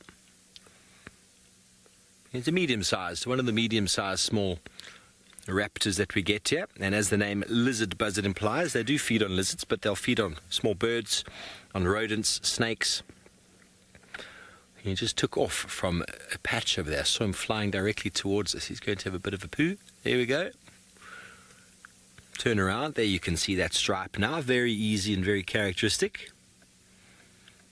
I remember back in the day when I was still training, my trainer, we stopped at a bird like this and he asked me, what's that? I said, I'm not really into birds. He gave me a very stern look, and since then I've put in a lot of effort. But it just takes one bird at a time. Practice, get used to it. No, ooh, see how he does that with his head? Raptors are able to sort of push their eyes into sort of a binocular sort of vision. So when they kind of move that sideways sort of movement, we almost think that they're just sort of keying in or zooming into something. I'd love to be able to do that with my eyes, hey? Seb? Yeah. I do use my binoculars. Anyway, Taylor is up in the Mara, and I think she's moved off from her elephants, and she's found a lovely zebra who's doing something I love to imitate from time to time in the dust. They see me rolling, they're hating, controlling, trying to catch me rolling dirty, trying to catch me rolling dirty, trying to catch me. I think I've always wanted to do that, and I've never had the chance to, but I did it. Can check that off of my bucket list. But here we have some zebras who are enjoying an afternoon roll in the dust, which is awesome. I do enjoy any animal that is either a bathing in the water, obviously, or rolling around in the dust. And it's quite funny, and I've told you this before, and most horsey people will know this, or if you've owned horses before. When one zebra, one horse rolls or defecates, and normally it's the more dominant one, they all copy. They all go and do exactly the same thing. Watch these youngsters, which they're all going to try and probably sit on top of one another and roll in exactly the same spot. But that seems to be a nice little place there, kicking up lots of dust. Now, if you are a new viewer, welcome, because you're probably wondering what on earth are these animals doing. But lots of different animals cover themselves in dust, obviously in very different ways. Elephants will use their trunks to scoop up dust and throw it over their bodies. However, the rest of the mammals, kind of have to roll around like this. And what that will do is it helps suffocate any of the little parasites that are living on their body. So particularly lice will end up being suffocated, maybe the small tick larvae as well. However, I don't think a big tick, like a born tick or anything like that, or the soft grey ticks would really be affected too much by the dust. But the larvae and the smaller mites and things, I think, would definitely be suffocated. And then, of course, birds use a very interesting technique of moving their wings around and ruffling their feathers, which is quite great to see. Now, Margarita, you're just making me thirsty with your name. Thank you for that. You've asked about the differences between, I suppose, male and female zebra, and if males are a bit larger. So, Margarita, it's actually quite difficult to tell the sex between, I suppose, this, again, the same thing goes with horses.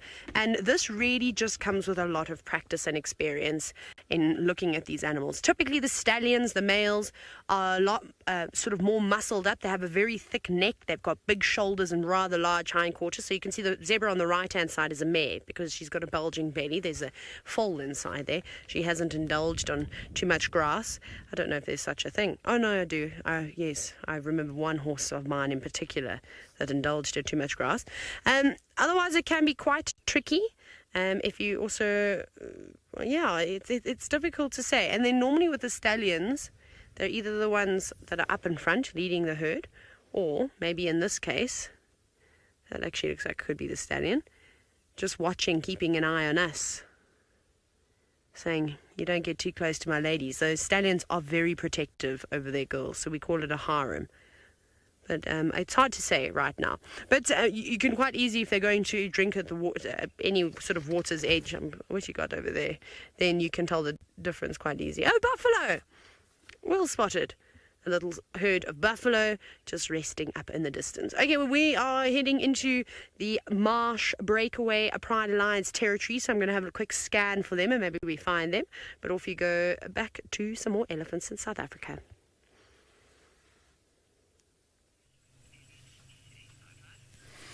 The elephants are very much stationary feeding here, and little ones are just playing, pushing each other, which is very good in order to maintain the relationships here amongst this herd. It is not quite a very big herd, small herd.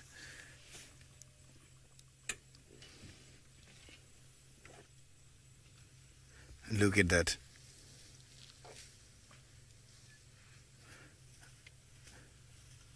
This is very much beautiful. I can see there is another vehicle.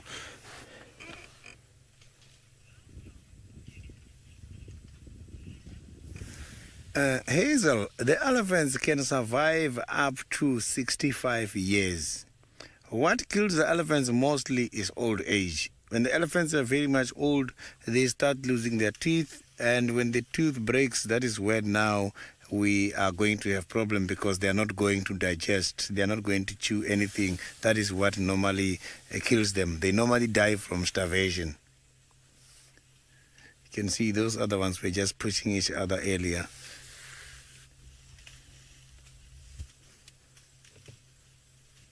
The elephants are very much peaceful animals. You can see they are chasing each other. Not too sure what is the problem. See, that is a warning that something is not right there. So when they are not happy with something, you see they will look now, it's running. You can see they are playing. They're just irritating each other, those two. So the elephants, they are very much interesting because if one of the female dies when she has got the babies, she can take over lactation and nurse the little one.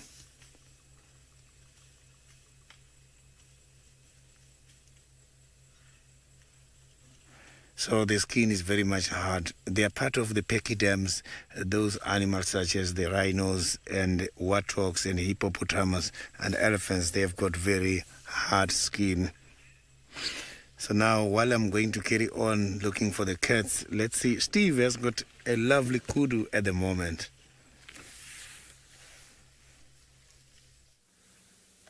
Yes, we do. It's very, very beautiful. She's on her own and she's quite relaxed. Very inconspicuous when they are in the thickets. But when they come out into the open like that, their little awkward walk, their front foot steps and then their back foot steps on the same spot, and they walk very gently, ears always forward, listening to what is going to be approaching in the distance. You can see the direct registering happening, means of silent walking.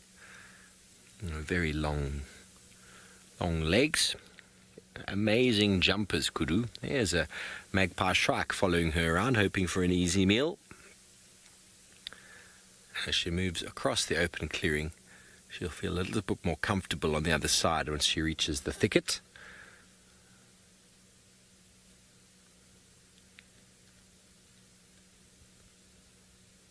Probably my favorite antelope, the kudu. The second one, coming in from the left now, Seb.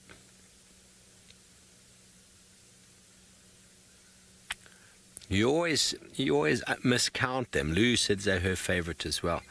You always miscount kudu because you think you've seen them all and then suddenly more materialize out of the bushes.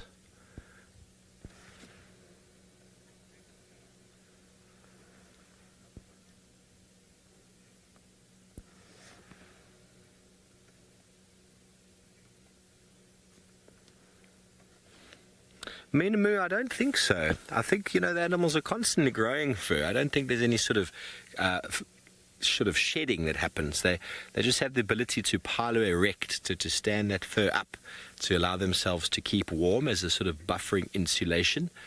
But it doesn't get that cold out here. I mean, you probably, when you watch me on my morning drives, you probably think I'm lying, but I just struggle with the cold. These animals, they get quite used to it. They tuck themselves in. They're constantly eating. They're constantly metabolizing, so they're constantly getting warm inside. And that is what keeps them in good stead during the cold months. But I'm not familiar with them actually having a really shaggy winter coat that they get lost in the summer. They always look very similar. You only might see a little bit of a difference in the early morning as that hair stands up a bit more, almost like with us. We have, what's the word? Goosebumps. What we call them, kudu bumps in this case. Antelope bumps. They're beautiful spots on the cheek. Those enormous ears. A really elegant animal, and slowly but surely they just slowly disappear into the thickets, merging with the vegetation.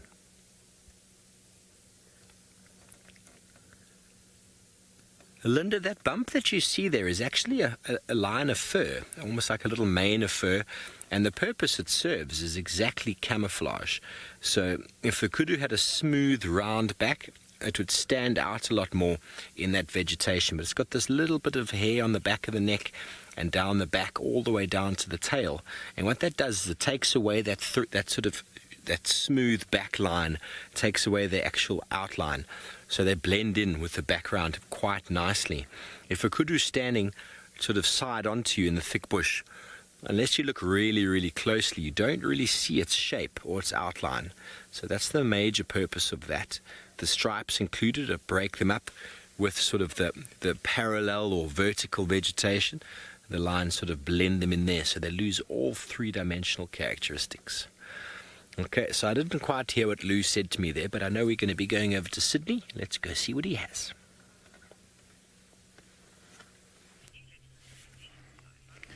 I have got a very lovely group of kudus. You can see they are right on top of the termite mound. They are watching the elephants feeding. You can see the elephant right next to them.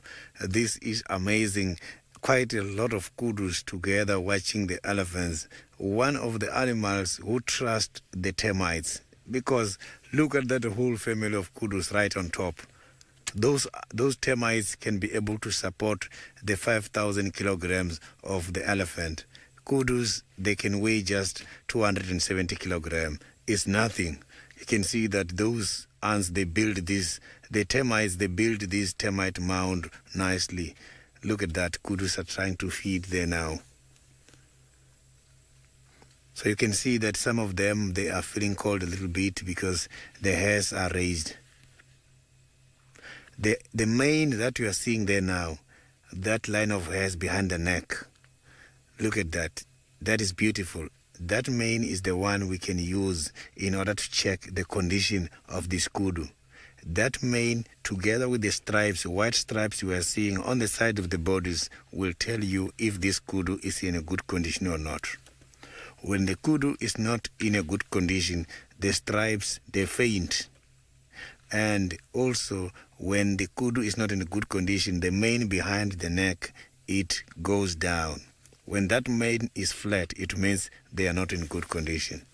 And normally, when it's like that, is when there is a shortage of calcium. That is when they must go then and find some of the old bones and chew them to regain calcium. These animals can jump very high. Kudus can jump 2 to 4 meters high fence from just a standing position. So the males, they look very much beautiful than the females.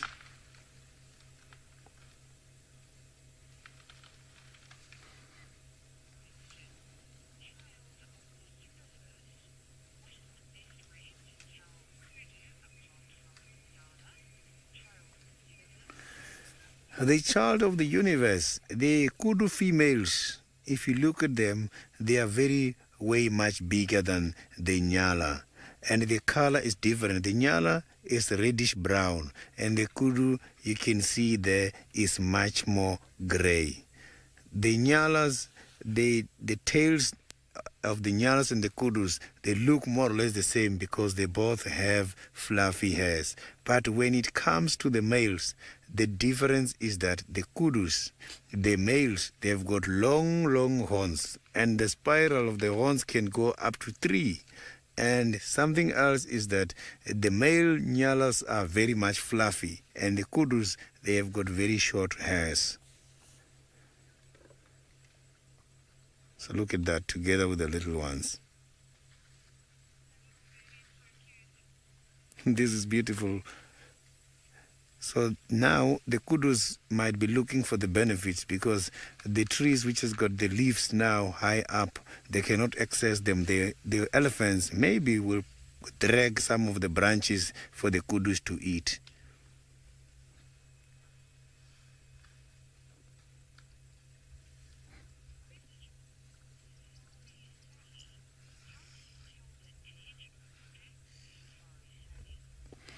Safari Sally, that is quite a very good question. You can tell the age of the kudu from the horns. When the kudus are just about 5 days old after birth, you will see the buds. The buds is this place where the horns are going to come out. And when the kudu is just about 12 months is when you will see the horns starting to come out. When these kudus are about 18 months, you will see now that the horns are starting to curve in, but they complete the cycle of those horns in 3 to 5 years in order for them to get the whole 3 spirals. So you can tell the kudus, Sally, the age of the kudus from the development of horns.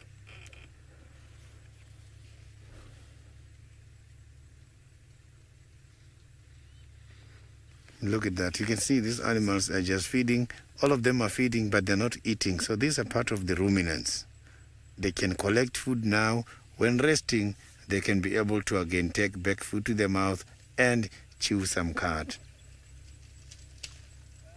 These kudus are in a very good condition, as if we are now still during the rainy season. Unbelievable that the vegetation is dry at the moment. If you look at the ischium is that bone, hip bone at the back. Normally, when the animals are not in a good condition, you will see it together with the ribs coming out. Just from the look of the kudus, you can be able to tell if it's in a good condition or not when starting to see the ribs, whether condition is fair, poor.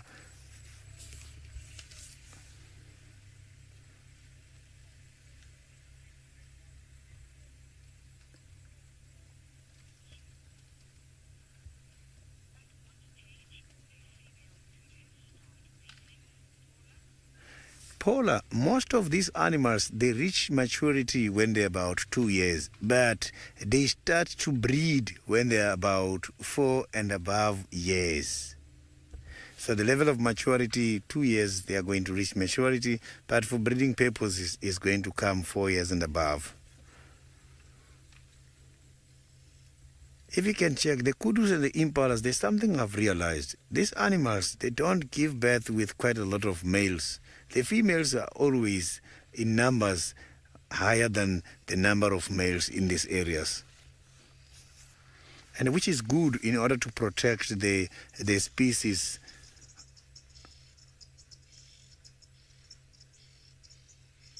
So the ratio is that the females must have to be a lot than the males.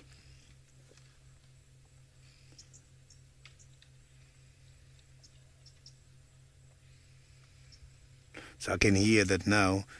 Some other birds has arrived, the oxpeckers.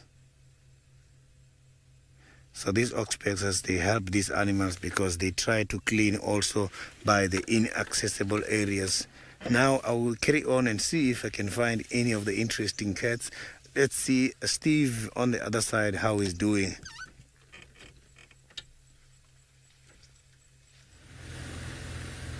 Tricky cats indeed. Tricky cats. Well, we're going to move around. We come back around towards the watering hole, Voyatela and Gallagher. Gallagher watering hole's just up ahead here. This is where Hosanna was originally found sort of this morning, and then he moved off. But we know that he keeps coming back to these areas because it's bringing the animals. So if you're not being very successful out there, well then move towards the water. Oh, there's one of the coolest birds around on the floor. Oh no, he's up in the tree now, Seb. There he is. African hoopoo. How pretty is that? When he gets his head up like that, they're very excited. And off he flies. He was too excited to stay on camera for very long. I think he was a bit nervous. He didn't do his hair this morning. It was a couple out of place. So on that note, talking about the animals, it's been pretty quiet on the animal front. The wind has dropped down, so I think they might start moving out of the sort of these drainage depressions where they've been hiding away, and it's going to be time to come and drink, because as soon as the wind starts dropping, it's kind of characteristic this time of afternoon, the wind really dies down, and then it means it's a little bit safer out there for them to be moving. When you can't hear anything because the wind is blowing all the leaves and rustling all the grass, it's a tricky business. But a lot of these animals have to drink every day, and that is why the leopards lie up in ambush in and around the watering holes. So we don't think he killed anything last night. He was still looking quite hungry this morning.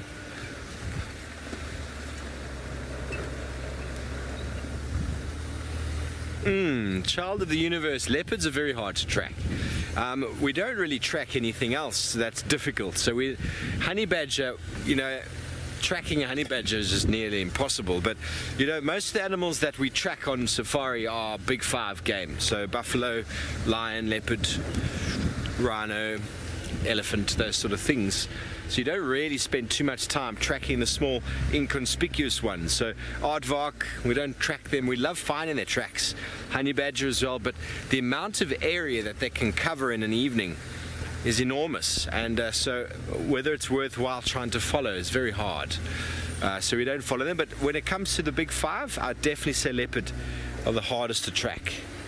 We have quite a lot of luck in this area, but a lot of the time what we do is what Herbie and Rexon will do is they'll suggest going and checking places and game paths, and you pick up on their tracks, because these animals have got certain patterns that they like to use. And we saw it this morning with the drone. We were following Hosanna, trying to help Tristan keep with him, and he kept popping down onto game paths, and then you go up and you pop down again.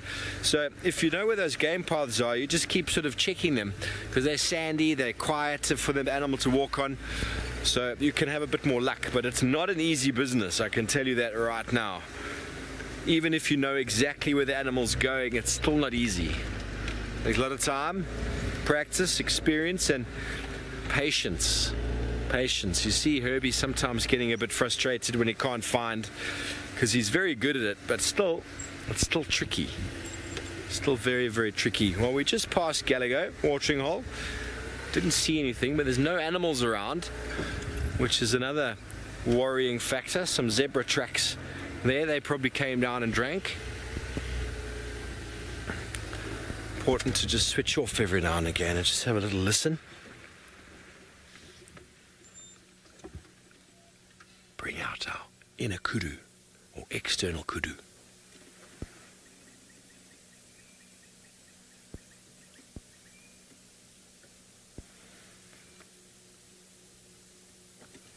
Very quiet. It's not your volume button, I promise. There's nothing going on out here. We've had such a crazy week, I suppose. It's animals like it's Sunday today. We're just going to take the day off. It's fair enough. Fair enough. 2 days of wild dogs and leopards and coming out of our ears. Oh, Irene, you asked such an awesome question. Last night, was it last night? Was it this morning? Yesterday morning. Yesterday morning. So we're getting very confused because we're up very strange hours. Irene, we actually managed to find a cat on the drone, and it was in an area where Thandi and Tlalamba had been, and we were watching it catch scrub hare or mice or whatever, we're not sure. But it was definitely a cat, so we thought, oh cool, and we called James in. It was during the TV show. He came all the way to the other side of the reserve. We got him in, we vectored him right into this cat, and he said it is an African wildcat. So a little bit smaller than Tlalamba, but the behavior and everything about it was so cat-like. So yes, and Tristan saw one the week before as well, up in that area, up in the northeast. You do get wildcats, but they're very hard to come by, very hard. I know Taylor had one before she left for the north, but I've only seen a handful in my life. We had a tame one in Botswana we were looking after for a research couple there, and it was a very cool cat, very, very cool. His name was Scotia, and it had been bitten by a snake and stung by a scorpion, and it didn't have much use of its back legs, but it was still a phenomenal squirrel killer. Without good use of its back legs, it was still able to decapitate many a bird and many an animal. I was quite impressed with her. But she would sit outside the research, because that was when I was training. She'd sit outside our lecture hall, and all the animals would be going absolutely crazy, and she'd just be looking up like, what? I don't understand. So it was difficult to listen to. We got 50 birds screaming and shouting when you're trying to give a lecture. It's non-stop. Helps you to learn your alarm calls though. It's good for the students.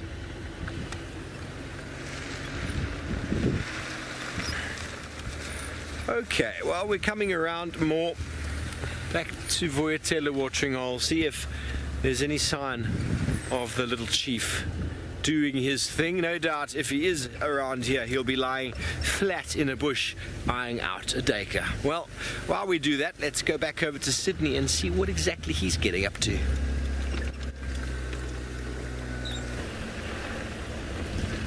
I am now going to focus much more towards the western side of the game reserve, as I indicated earlier.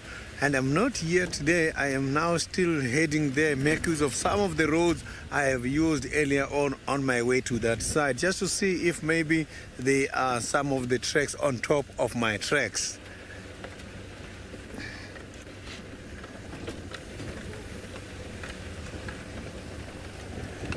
Nothing at the moment on top of my tracks all the way down from that side, but still I have got a lot of hope that I might find these cats this afternoon.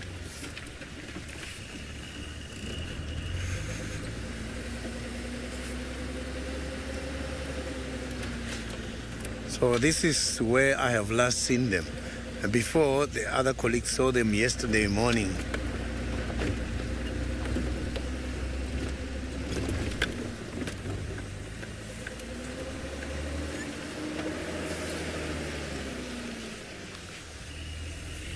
No sign at the moment. So it seems these cats are all together, both mother and a cub.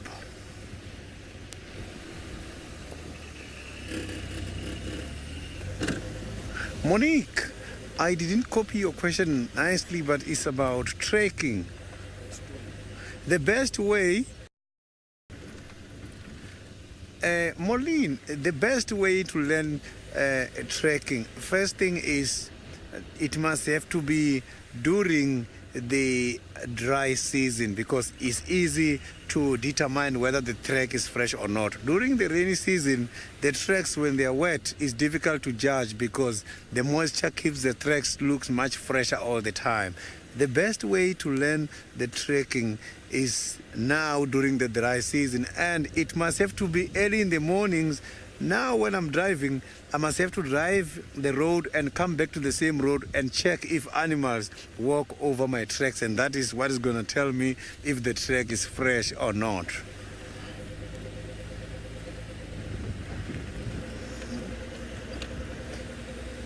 Oh, I'm just meeting Steve now. He has been trying by this side of the game reserve. He's coming from the western side where I am now heading to.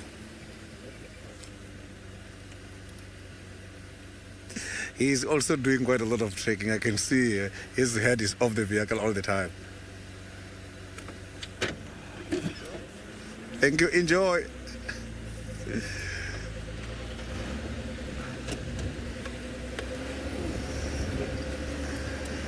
So Steve has been looking for the animals just around here, at Garago area. So, but I'm going to trespass and move further down much more towards the western side.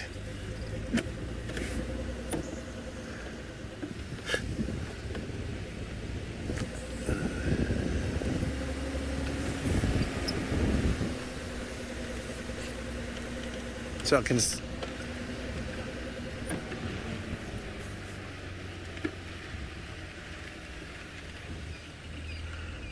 Monique, to become a good trekker, it took me more than almost 10 years.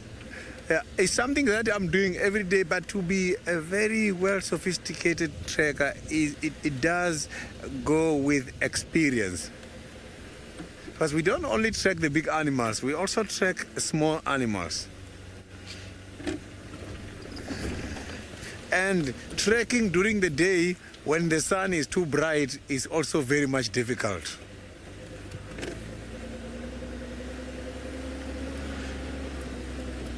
So when we are doing trekking, if you are at school learning some trekking, in the morning you are going to get marks that are much more less. During the daytime, the questions, when they're difficult, they give you high marks. So now, let's see what is happening at the dam.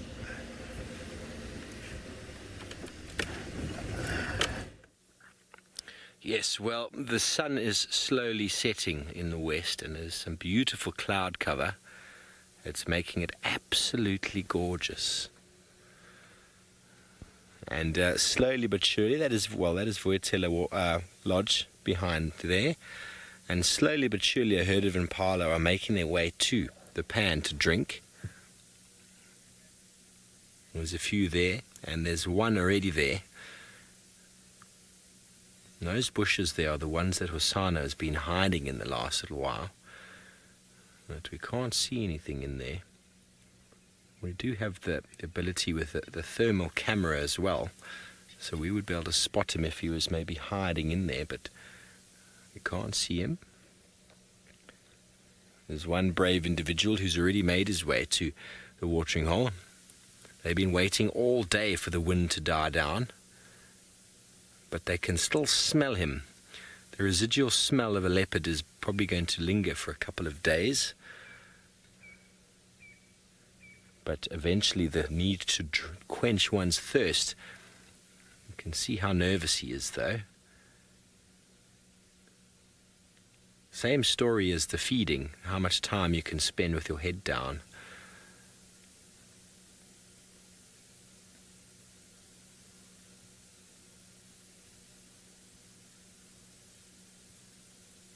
Very nervous.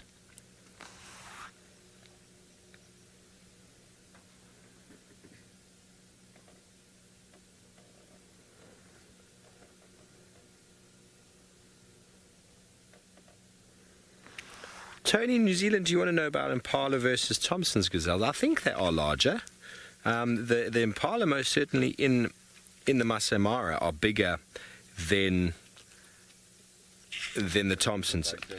Oh, there's a duiker. Here he comes. That's the dam cam that you're seeing there in the tree with the light. And the duiker are apparently water-independent animals, ladies and gentlemen, but yet they are constantly coming down to drink, constantly getting smashed by Hosana, Tandi's favourite food.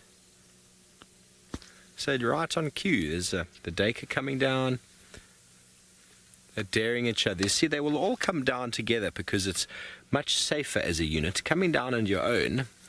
But Tony, to answer your question, I think the impalas are definitely bigger than the Thompson's gazelle. I'm looking at my book here. In the Springbok and Thompson gazelle are quite similar, I think, in size. And they're almost half the size, not half, but almost 10, 15 kilograms less in size, the Springbok to the impala. So I'm going to guess, from what I saw when I was up there, the Tommies were quite small. Very fast, agile animals, but not very big from a weight perspective. But the impala up in the Mara are bigger than these ones down here. A lot of that's got to do with the vegetation and the food that they eat. There's a male duiker coming in very slowly. Now, they never walk in a straight line, folks, a duiker. You'll never ever see a duiker winning on the catwalk competition because they cannot walk in a straight line. They're constantly jiggering from left to right. And when you track them as well, they never walk, oh well, he's walking in a straight line, they're always off the road again. But constantly up and down like a zigzag motion. And you see he's also putting his back feet exactly where his front feet were. But the way that he walks, he actually kicks his toes into the ground. So you get more of a toe track than actually a full heel track. There we go. He's realized that he actually was going that way the whole time. But he won't go straight there. He'll turn a bit more. They are such funny animals, the duiker. Well, he's going to come in and drink with his fellow impala, and the nyala coming in the background. But an animal that is very awkward at drinking, all the way up in the Masai Mara. Taylor has found one, and when they go and drink, well, it's awesome to stand and watch. They are quite awkward. Maybe we'll see them drink. But there's some oxpeckers also on this beautiful giraffe. Hello. And those look like yellow-billed oxpeckers, which is quite nice because they're the more common ones out here. And just two of them. Now, the reason why we've actually come to this area was not to see the giraffe, now that it's become almost a two-headed giraffe, but in fact there was a male lion that has been lurking about for the last couple of days. So I'm hoping that he's still around here somewhere. And I thought, but I think I'm wrong, I thought that this giraffe would quite easily point the lion out to us by just staring into the grass, but that does not seem to be happening today. The giraffe are now staring at us, and then they're staring back at the other giraffe, which are already in the forest. So it's been quite windy here almost every single afternoon, and I've noticed this particular group of giraffe are doing exactly the same thing. They come through here, they browse on some of the smaller shrubs all day long. Then there's a bit of a quarry over here, which fills up with water, and then they'll drink from here, and then they go down. They don't quite go into the forest, but they go down into the lower lying valleys. What's that noise? There's a bird shouting. Maybe it was oxpeckers having a bit of a fight, although those oxpeckers did already fly off. She's looking quite round. I'm sure you can all agree. Perhaps there's a little giraffe developing in her stomach. Wouldn't that be nice? We've been seeing lots and lots of babies, and I keep hoping to see a giraffe being born again. That would be really amazing. Now, Sidar, they don't really do walks in the Mara. There is a section that's not quite part of the triangle, or the Masai Mara National Reserve, where Camp and Beyond Camp does some walks. I suppose, yes, any walk can potentially be dangerous, but we don't really need to worry because most of the time you're with a trained safari guide. I mean, if you're going to go on walking on by yourself, good luck, have fun. Probably nothing will probably happen to you, but obviously if you're with a person who knows how these animals behave, you know what the toughest thing is that the grass is really long. I mean, I would really have to use a lot of self-control to keep myself in the cars because I just want to wander into the forest. They look absolutely beautiful, but with all the tall grass around, you can quite easily walk into a buffalo, even a hippo, and that's not going to be particularly nice. So I think it would depend. I know some of the conservancies in the surrounding areas do walks. I mean, like this would actually be quite a pretty area. Oh, look, there's some Egyptian geese down there on Termite Mound because the grass has been grazed down quite nicely. But any grass taller than this wouldn't be very pleasant to walk in or whatsoever. That's quite nice, don't you think? The two Egyptian geese. But I would like to. I mean, sometimes we've had to walk when you get stranded and stuck and you don't have radio signal, you don't have anything like that, then You might have to walk to the closest road to try and find help. I've had to do that before. I think we've all had to do that before. Obviously, it's not something you can do every day, but in an emergency situation, I suppose we are trained guides, and it's better than somebody who has come from very, very far away to see the animals for the first time wandering around on their own. That would not be great. Oh my goodness. Sydney, you are saving the day, unless I've missed some updates. But apparently, you've got Mr. T.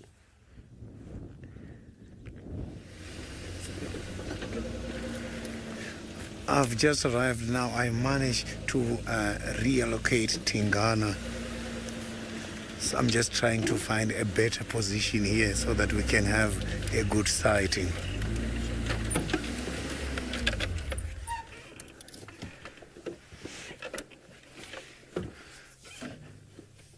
You can see there now that Tingana is very much relaxed. I think it has been a very long way for him, but the weather is on his favor. Not too sure what is tiring Tingana today.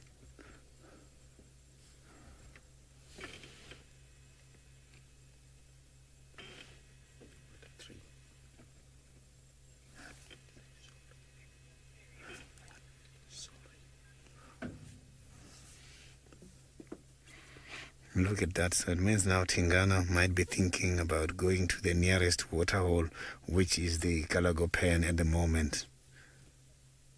I can see that his belly still look very full for me. Last time I saw him a few days ago, the bellies were very, very full, showing that Tingana ate a lot.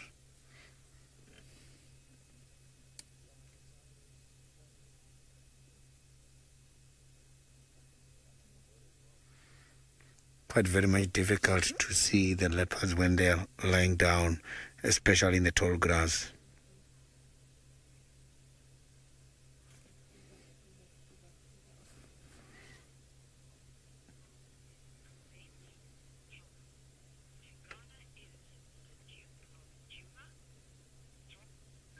Tom Tingana is the Duke of Chuma. You can see he's getting very old.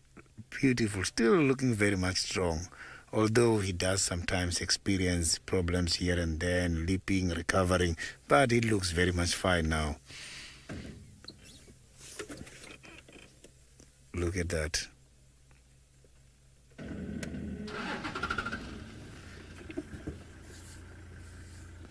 Oh, this is beautiful.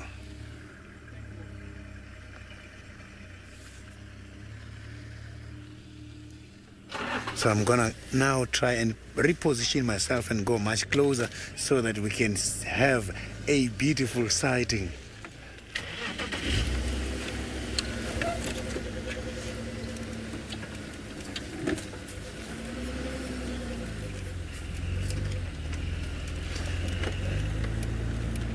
Senzo, are you okay here?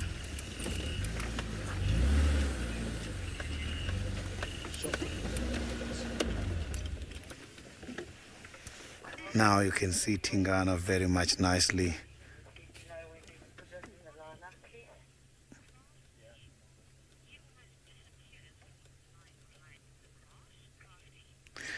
Trusty, that is very much true. It's very much easy to pass this kind of cats because they match the surrounding. They can be very much camouflaged.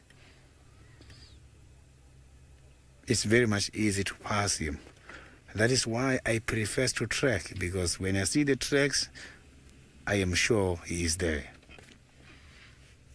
Not easy to see the cats from the observation.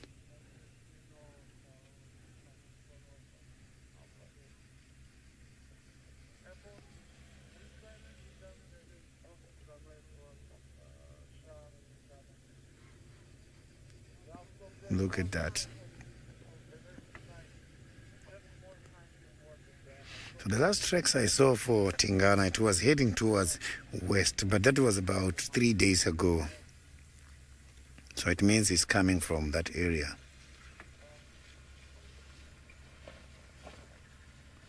Look at that. Now this is stunning.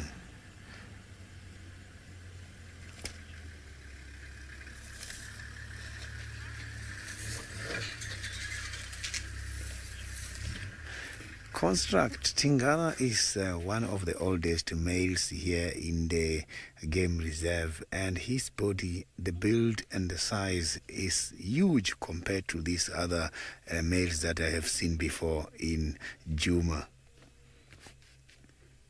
And something that gives me a confirmation on Tingana is that the left ear has got a cut, and I always mark that. So I will show you that ear very nicely when we got a better sighting again later on.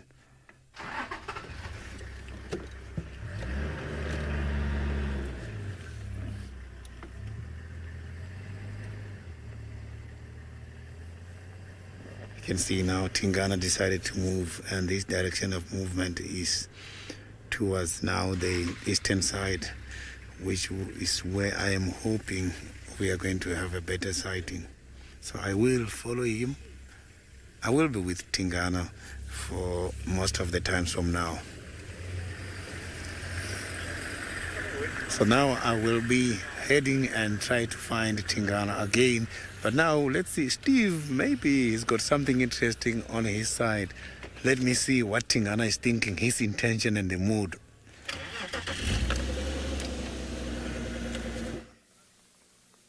Well, indeed, it is the time of the day for the leopard to be moving. As I was talking about earlier, the animals will come down and drink before the night. The leopards will start moving as the light starts to change and the heat or the day itself becomes a bit cooler. And how interesting that Sydney and us, we crossed paths. If we'd only just crossed paths a little bit earlier, we might have been the lucky ones to bump into him. Very interesting. Well done, Sidders. Well, we've got the sun setting. Beautiful cloudy afternoon. Beautiful coloration in the dust.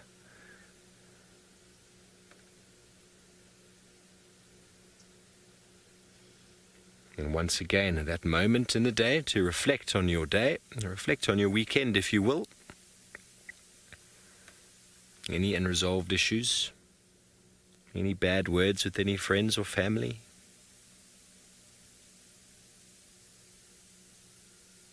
Don't hold on to them.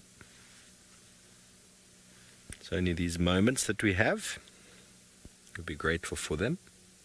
Good company, hey Seb? Good company, sunsets. Cheers to that. Time to reflect on what's important in your life. Lots of things out there we put a lot of importance in that have absolutely no importance, really, if you think about it. Are you healthy? Do you have loved ones around? That's all that really matters. Be grateful for that. All the money in the world can't buy that. Beautiful.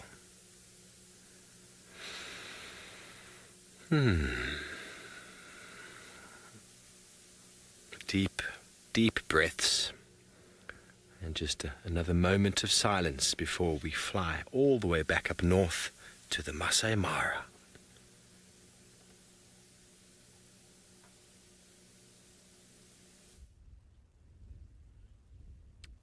Well, sounds like a beautiful scene over there with Steve.